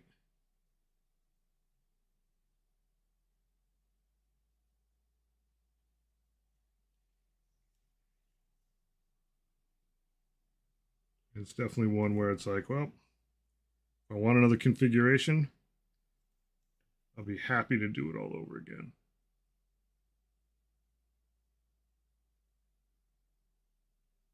Like doing a second Myphitic Blight Hauler is definitely in the cards. And there's like good reason to have 2 of them.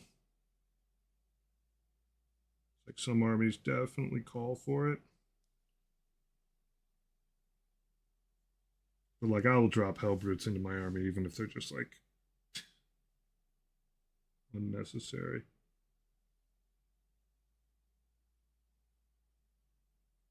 Let me do a little quick points comparison. So Death Guard Hellbrute is 130 and he's cheap. Yeah, 130. So 2 of those for 260 or Mortarion. A lot of times I'm going to take 2 Helbrutes. A lot of times I'll take Mortarion too. He's actually like, he's priced very decently at 300. But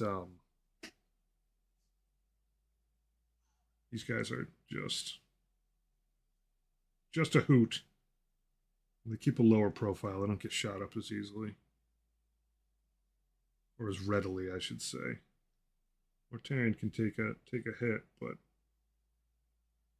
he's so out there.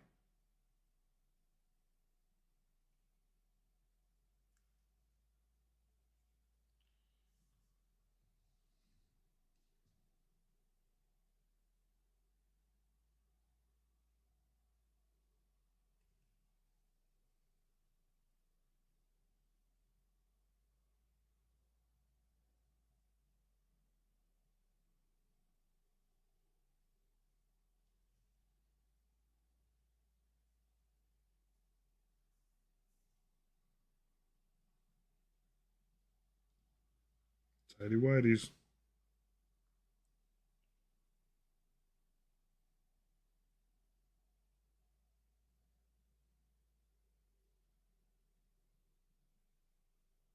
Just reconnect. It's like, welcome to the chat room. I've been here the whole time.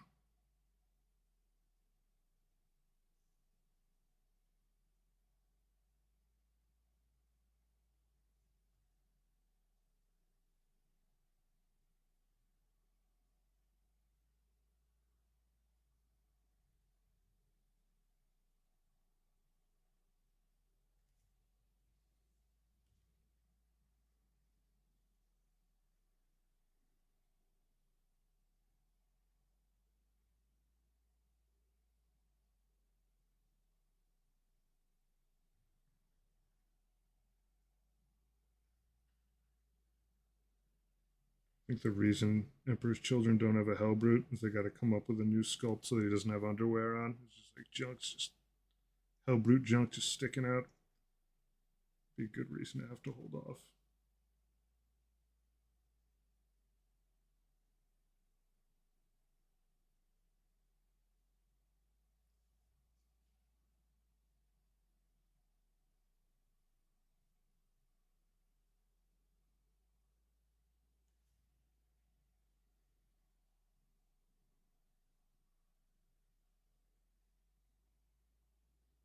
This guy's got a gap down there. It's got like a crosswise butt just where the model meets up underneath. Didn't quite seal up. It's all right, dude. It happens to the best of them. I just have to be mindful of it.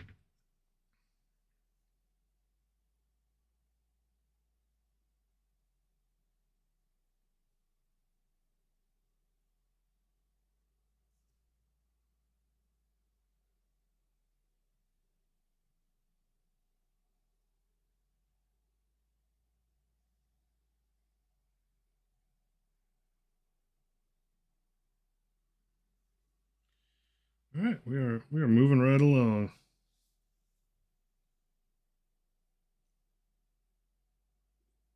Spood Queen? Spood Queen?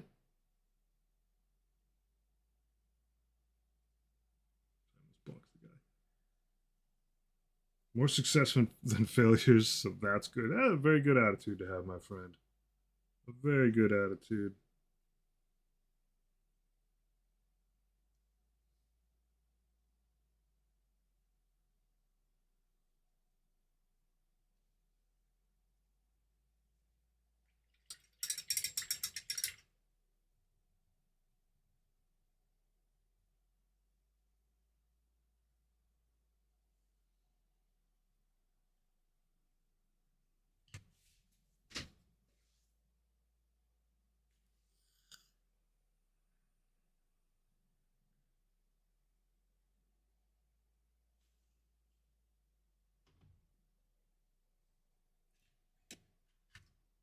Not sure if I need to. I might actually put more holes in this guy, or I may actually put some gouges in him. A couple spots out. I got to get in there with some rust too. This guy's also coming right along. Rusty McGee. Definitely looks like he got left out in the rain for quite a bit. Let that guy dry for a second because I keep rotating him around with my hands. Just want to be careful. And I think I'll try put something a little bit glowy in the recessed work of the octets there. Something glowy in his eye. Maybe something glowy on the shin pads. Maybe. Maybe not. He feels awesome. He's like, it feels rusty. It's not coming off, so that's good. Yeah, this guy's coming along. A little bit more work to do on him, but not a ton.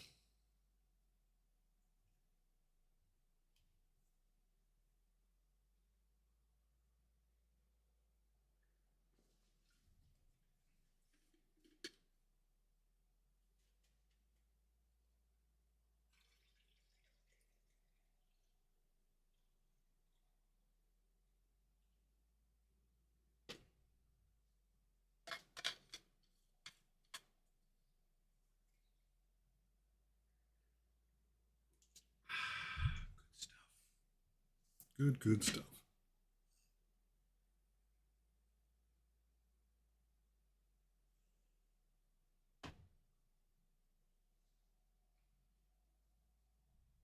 All right, crotch is done. I'm going to go over to this shin.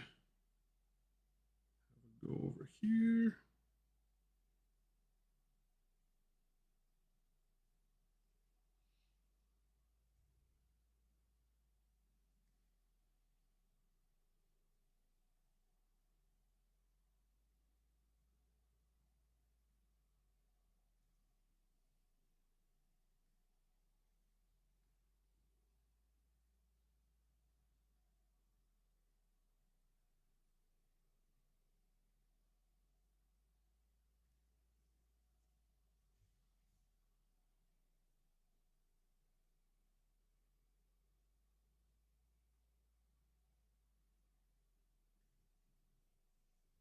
Thought I screwed that up for a second, but I didn't. It's a miracle. Every once in a while, a couple of the hairs of the brush like make it over the side of something you're working on. You just gotta flip it and hope. I got lucky that time. And I am being about as meticulous as my nerves will allow. It certainly helps. Not the most careful person, but a little bit of mindfulness while working on this goes a long, long way.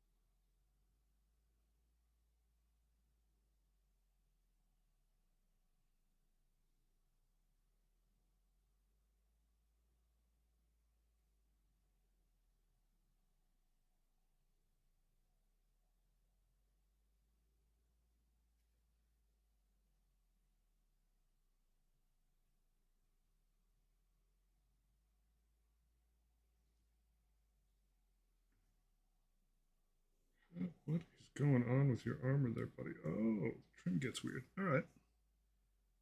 The bizarre artistic choice. It's not bizarre, but a little different than a lot of these pieces go. Sweet. Something special. Atypical.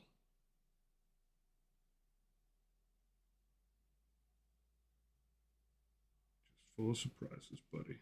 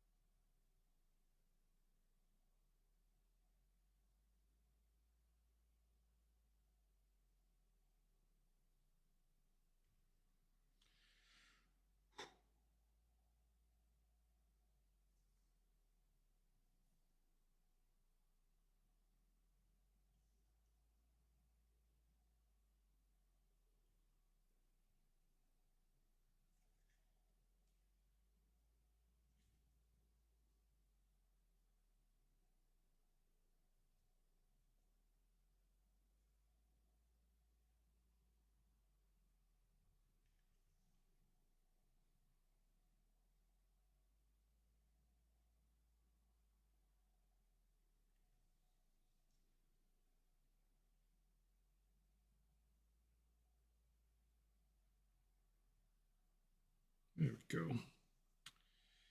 All right. Back over here. Typical stuff.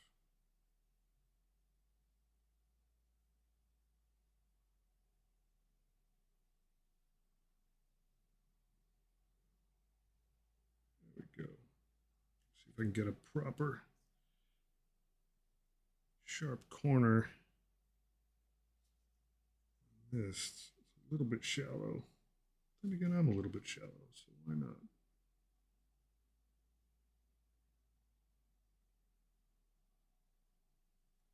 Yeah.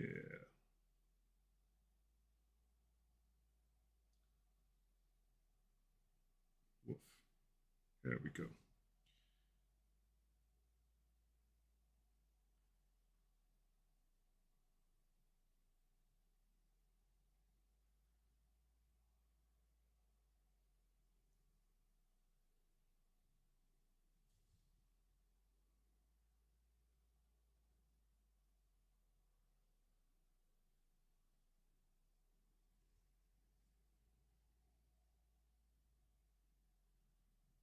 All the fun spots. God, this model's dope. I want to be a Helbrute when I grow up.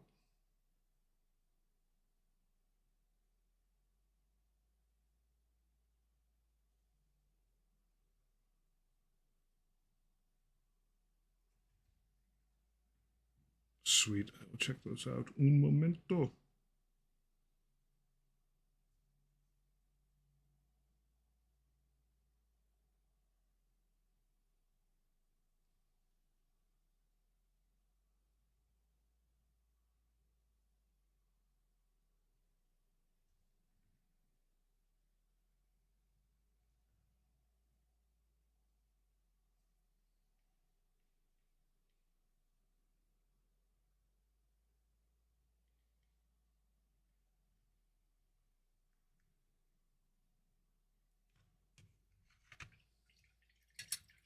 Hey, what's up, Faye? How are you?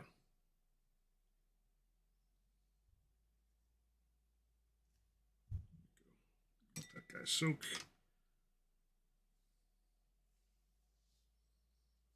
Let's see. Picks.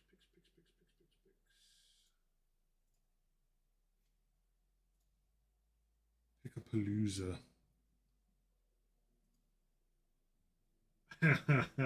Those look fun. There's a mama and the little babies. Those are very cute.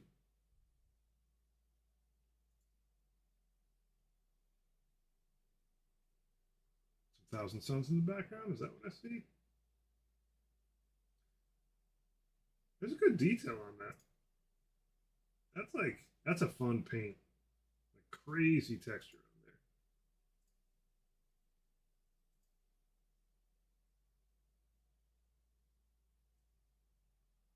You guys are cool. I don't think personally they're as cool as the spiders, but they're pretty cool.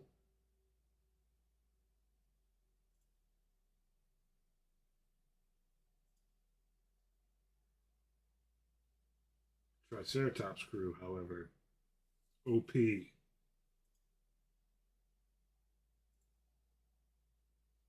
That guy.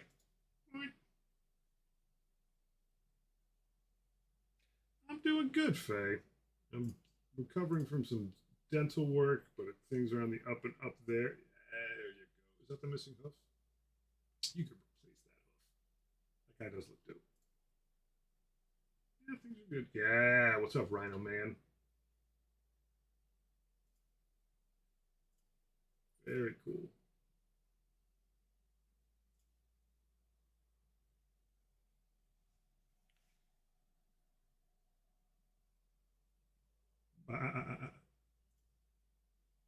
Yeah.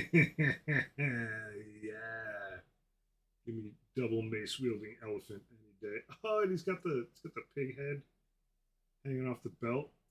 Proper chaos warrior. These guys are cool, man.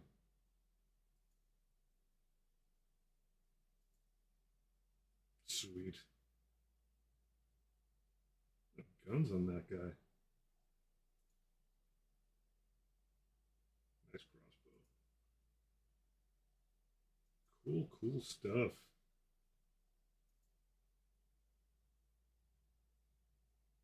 The hammerhead shark guy. Baller. Captain Octo Squid Face. Very sweet.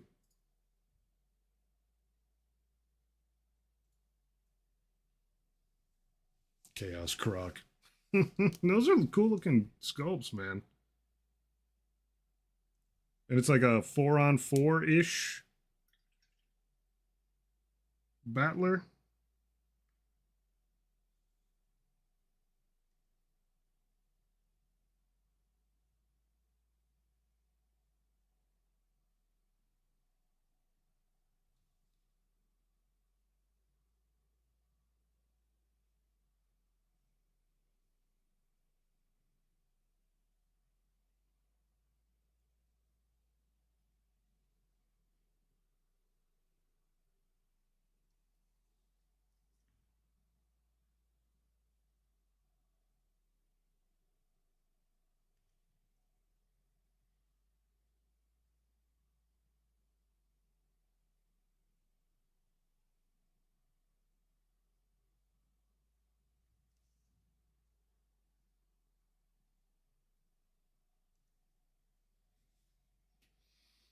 Can PvP or PvE. That is like one of my favorite, I won't call it feature, but games that can be done either way, I think are fantastic. Absolutely huge fan of the play it whichever way. Hard to do a lot as a designer. I certainly like respect the effort that goes in.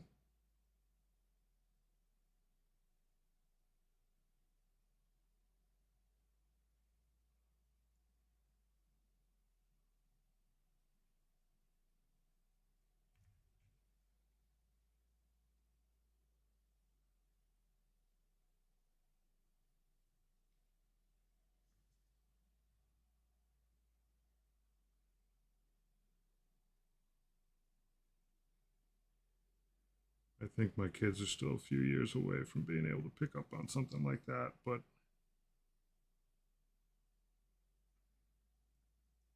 my 4-year-old is grokking. God, what was it called? Quest Kids. Like she's big enough to sink her teeth into it, and for lack of a better term, autistic enough to laser focus on it at an early age. Her little sister can't quite hang on to the thread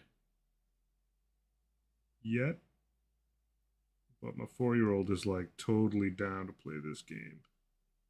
It's pretty good at it. She's a sharp little dude. Still, like, it's a little old for her in some ways, but she's certainly like advanced in some ways, and just like the parts of it that she likes, she understands 100%. And it's cool. It's like a game about discovery, but you do fight monsters, and it could love to see adults play it PvP. You could play it pretty rough. Um, if everybody was like down to do that, but like as a PvE game, it's pretty sweet, and it's like a lot of just like good exploration. There's no like dice rolling in it. It's all about resource management, but everyone, you're allowed to like help other people out, but it's not free help, but it is rewarded help. So like you could choose to give another player one of your resources when they need it, but then you lose that thing, but then you get like a special card for helping someone out, but it's not the same thing as having the resource itself that you gave away. So like there's some interesting trade-offs there, but it does teach you to share, but it's not like sharing is an infinite well of free stuff.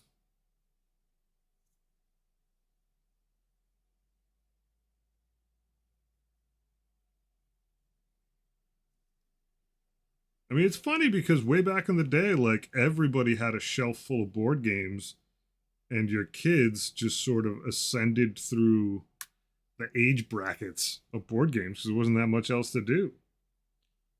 Uh, it I was boggled for a little while, and then I sort of like got a grip. Like my kids love board games, and right now it's like, you know, as far as what they can both play together with ease, it's like Candyland, which is not exactly a complex gaming experience for an adult, but like Candyland and Mousetrap are just absolutely enchanting experiences for little kids. And it should come as a shock, but like it's funny. I guess my point is it's funny that I equate board games with adults because I've been playing board games with adults so often and for so long that that idea of like the front of the box where it's two kids at the table going like like I'm having so much fun. That to me seems foreign relative to like a bunch of people in their 40s playing Catan.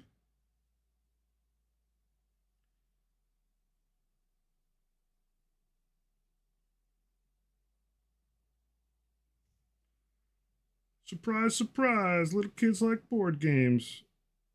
How'd you figure that, old man? I always find it funny when you sort of like lose touch with the original thread of something like that, which clearly I did. Yeah, Trouble. Sorry, Yahtzee Junior. That I should check out Yahtzee Junior. I've never actually played the junior version, but like something that rolls dice but is like under your control sounds like hella fun. Like the not life and death, my character is gonna fall off the side of a mountain if I don't roll a 14 or higher. I mean, I like that, but for my little kids, I think they're down for. I mean, my 4 year old loves dice, absolutely loves dice. I like just made up some funny little game to play with her the other day because we were just sitting here of all places, and I need to keep an eye on her, so I just strapped her into a high chair so she can't get around in this office. And we're just rolling dice and measuring out. You know, I just grabbed a couple Warhammer minis. Basically, did like Blood Bowl light without the combat on the tray. She had a blast. And all we were doing was just like rolling for how far you go, and then like needing to roll a certain number to pick up the ball, and that was it. But there is something intrinsically magical about rolling dice. It's good stuff.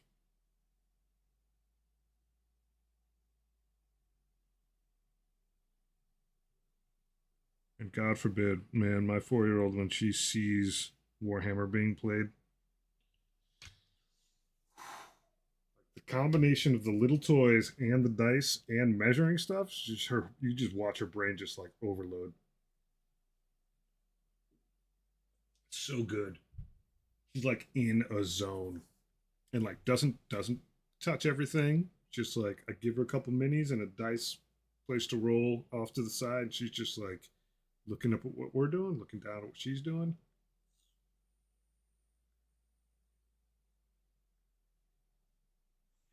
Hooked on D&D dice sets right now. I've been buying the Acererak treasure bag. Sweet. So speaking of like nerd family, my 14-year-old's birthday was very recently. It was last week.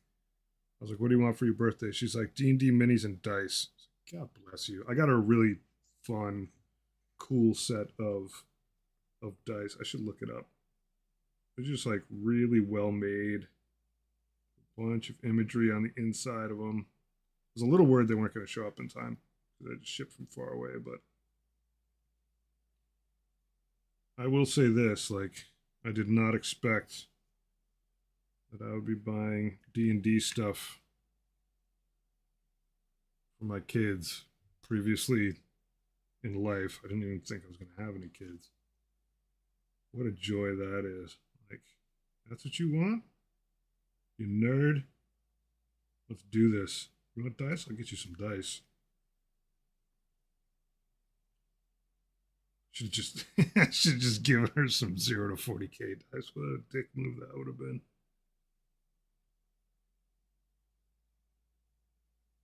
Honey, you know I stream, right? Good thing I can laugh at that stuff without doing it. Oh, snap. Here comes the despot.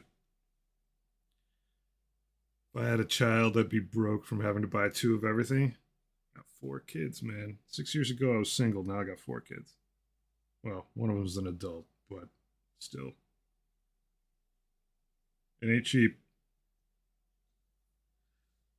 So I'm dual streaming right now, and it is not.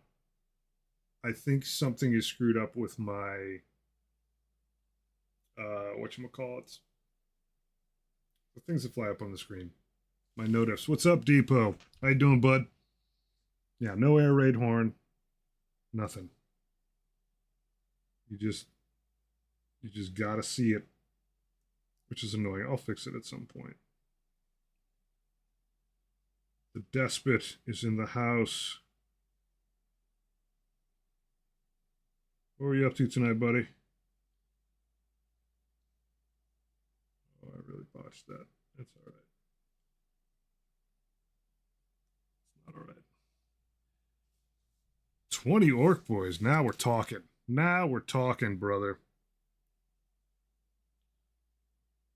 That's what's up. Bless you, sir.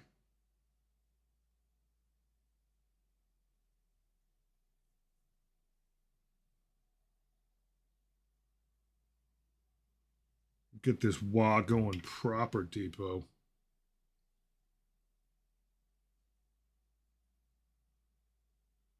Music to my ears.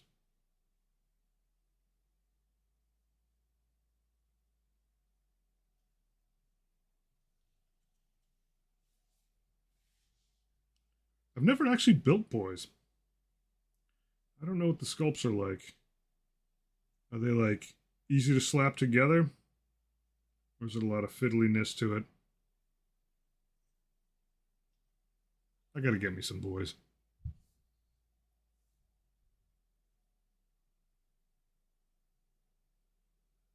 An orc war boss with attack swig.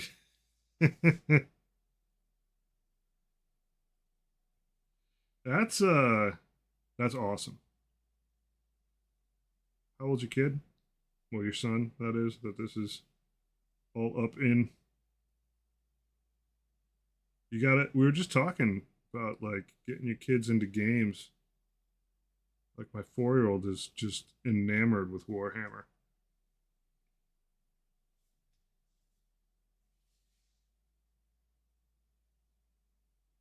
She's a little too young to play it,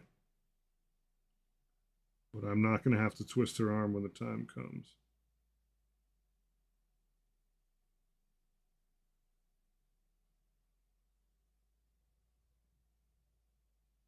Of course, people do change, but I don't think she's going to change in this regard. 22? Yeah. Be home from his mission in 40 days. Woof. It's a very biblical statement. Be home from his LDS mission in 40 days.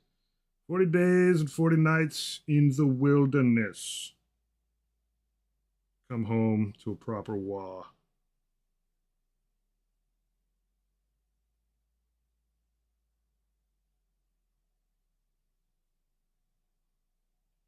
That's awesome. Man, 22 is a great age to be gaming. It's like everything isn't quite so serious yet. You have all the energy in the world. I mean, you can make one of these guys Cornite, but this guy's vibrant. You do like his abs, don't you? He does have an amazing number of abs.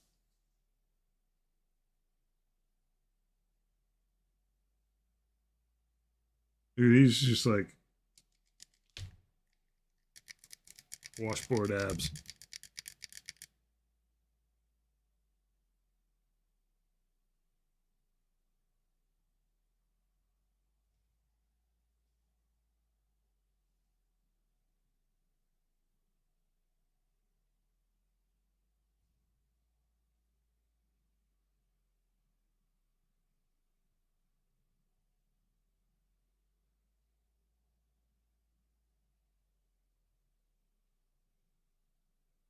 But yeah, like having a hand in passing on like gaming legacy to your kids is just like it's just the coolest because like it's not forcing your kid to like work the same job you do, any of that stuff. You're just like, yo, let me show you this really fun thing that I think you'll like. It's like, you know, we get three. You raid and run as much as you like, brother. Oh boy, yeah, get some rest, man. Get some rest. Congrats on getting those boys rolling. F that noise. Working at three. Cool. More power to you, bud. I appreciate the raid. Oh man. Woof.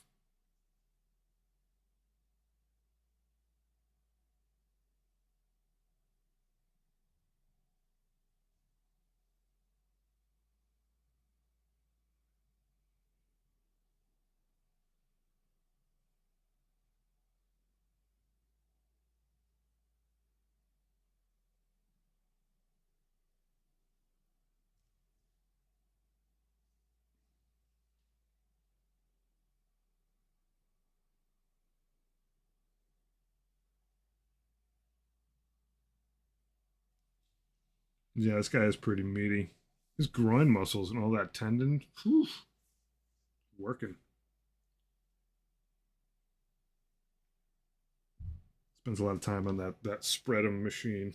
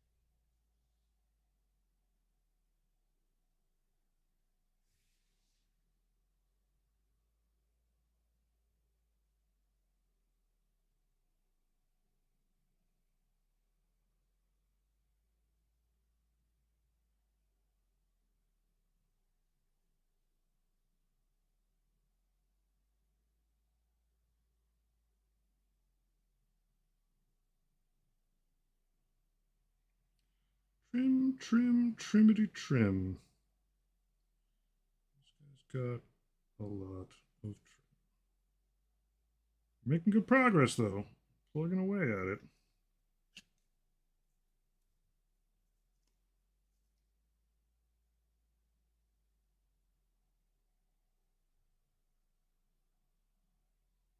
It's pretty late. It is.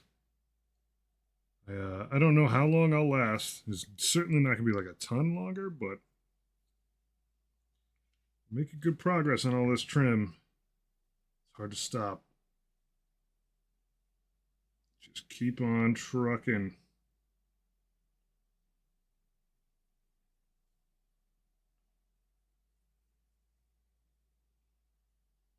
How you doing, Miati?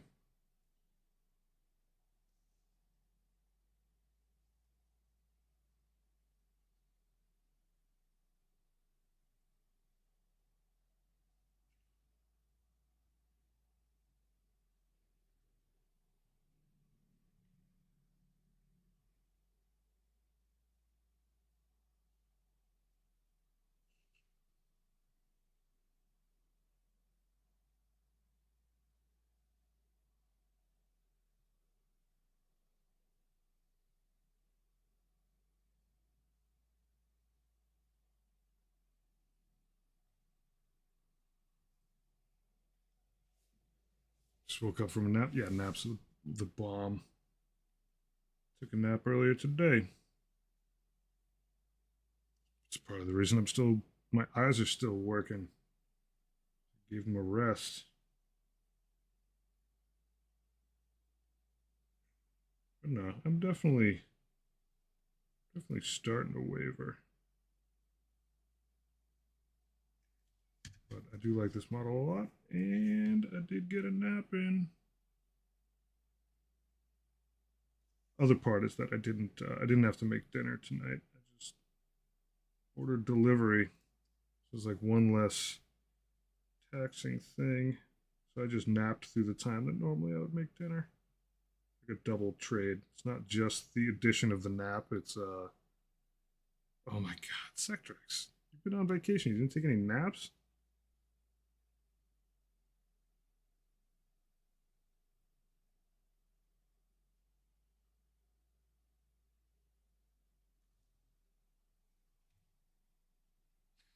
Use it in a sentence. Buddy, naps are the jam.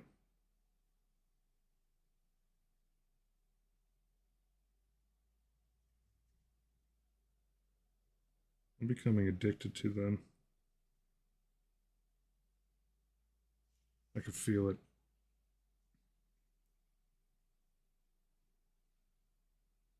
Like I always feel better if I take a nap. So now I'm just gonna always. That immediately equates to now I always. It goes from being a positive to a missing thing that's a negative very quickly. As soon as you say I always feel better when I take a nap, you really mean I always feel worse when I don't. I've definitely crossed that line, but it's true. I'll admit it. I'm only my best self when I take a nap.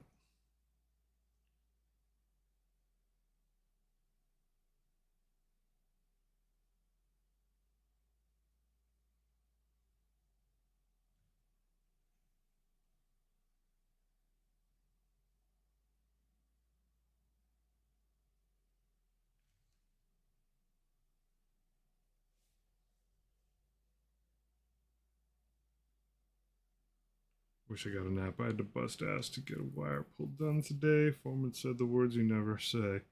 Shouldn't take long. Yeah, Sectors. The other words you shouldn't say.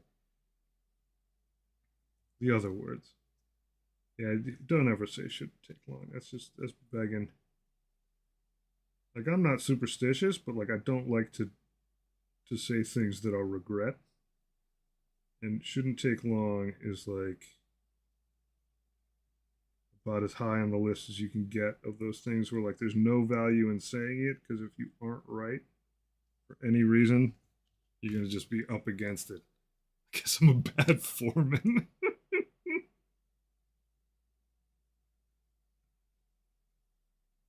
Things operate differently in your line of work, Sector X. Yeah, it's a firefighter saying, man, it's been a quiet night.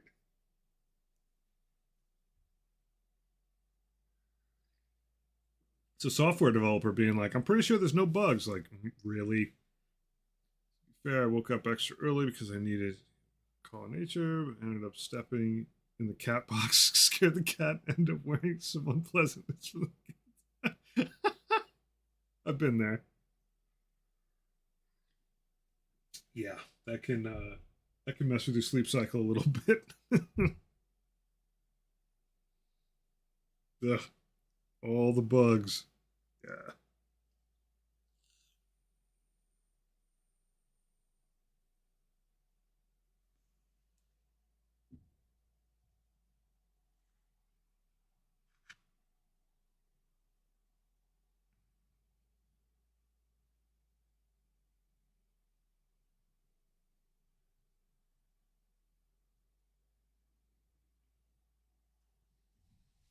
Good times, man. Good times. Anytime you can stumble through a litter box, you know it's shaping up to be a good day already. But yeah, I've definitely been there.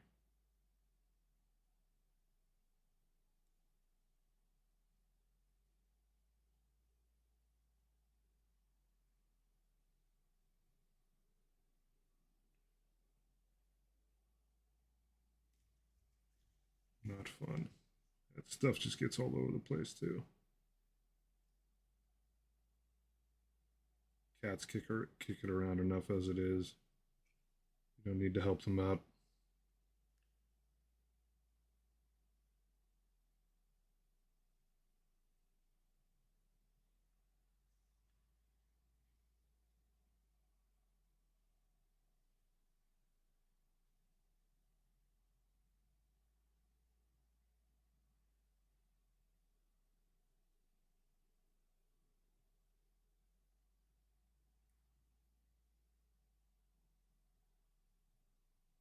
Yeah, there we go. Now my hands are starting to shake. Now we're getting there.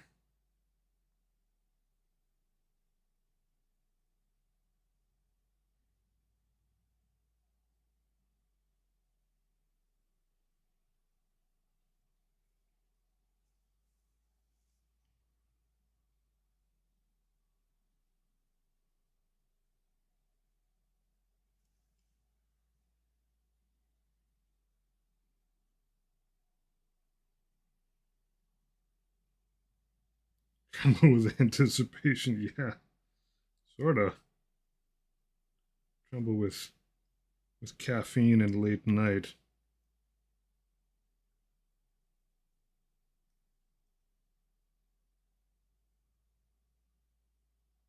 Being an old timer.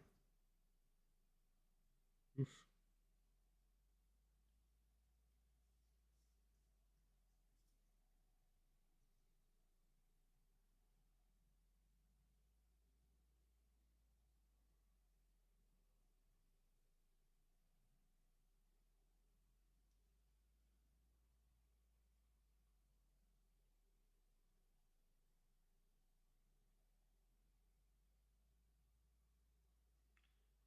Still doing okay though. Just gonna get these spikes.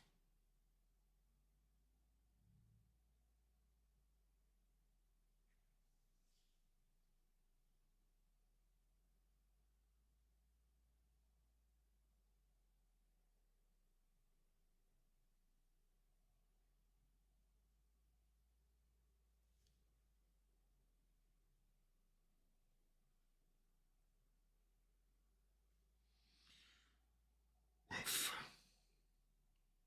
Right, a couple little spots under here that I want to get while I can see them. My attention is still present. Roll this guy around a little.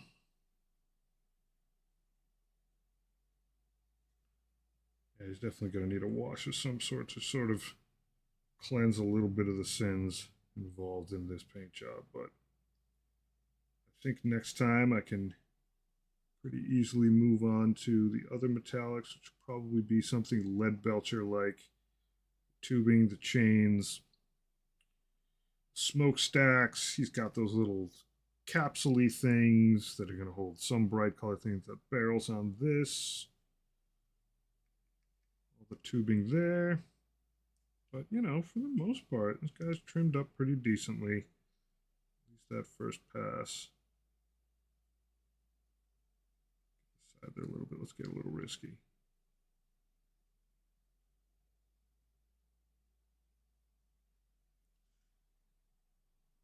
But yeah, I think that should do it for tonight.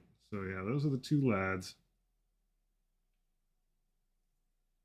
Once again, obviously that guy's main theme is corruption and rust.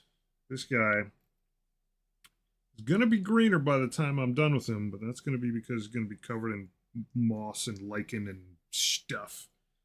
Some of which I think will be real and from my yard. I'm gonna attach all that. Don't know yet, but that'll be for another day. On that note, I'm gonna bid you all adieu. Thank you all for hanging with me, keeping me company. Clean this poor brush. Oh, Grot, good to see you, bud. Yeah, you have a good night too, man. You too, Badger. Pack it up. dump you guys off to the side of the road, and we will see you next time. Maybe next time I'll actually get the plant stuff on here. Because the other metallic shouldn't be too much. Nice use of the emoji.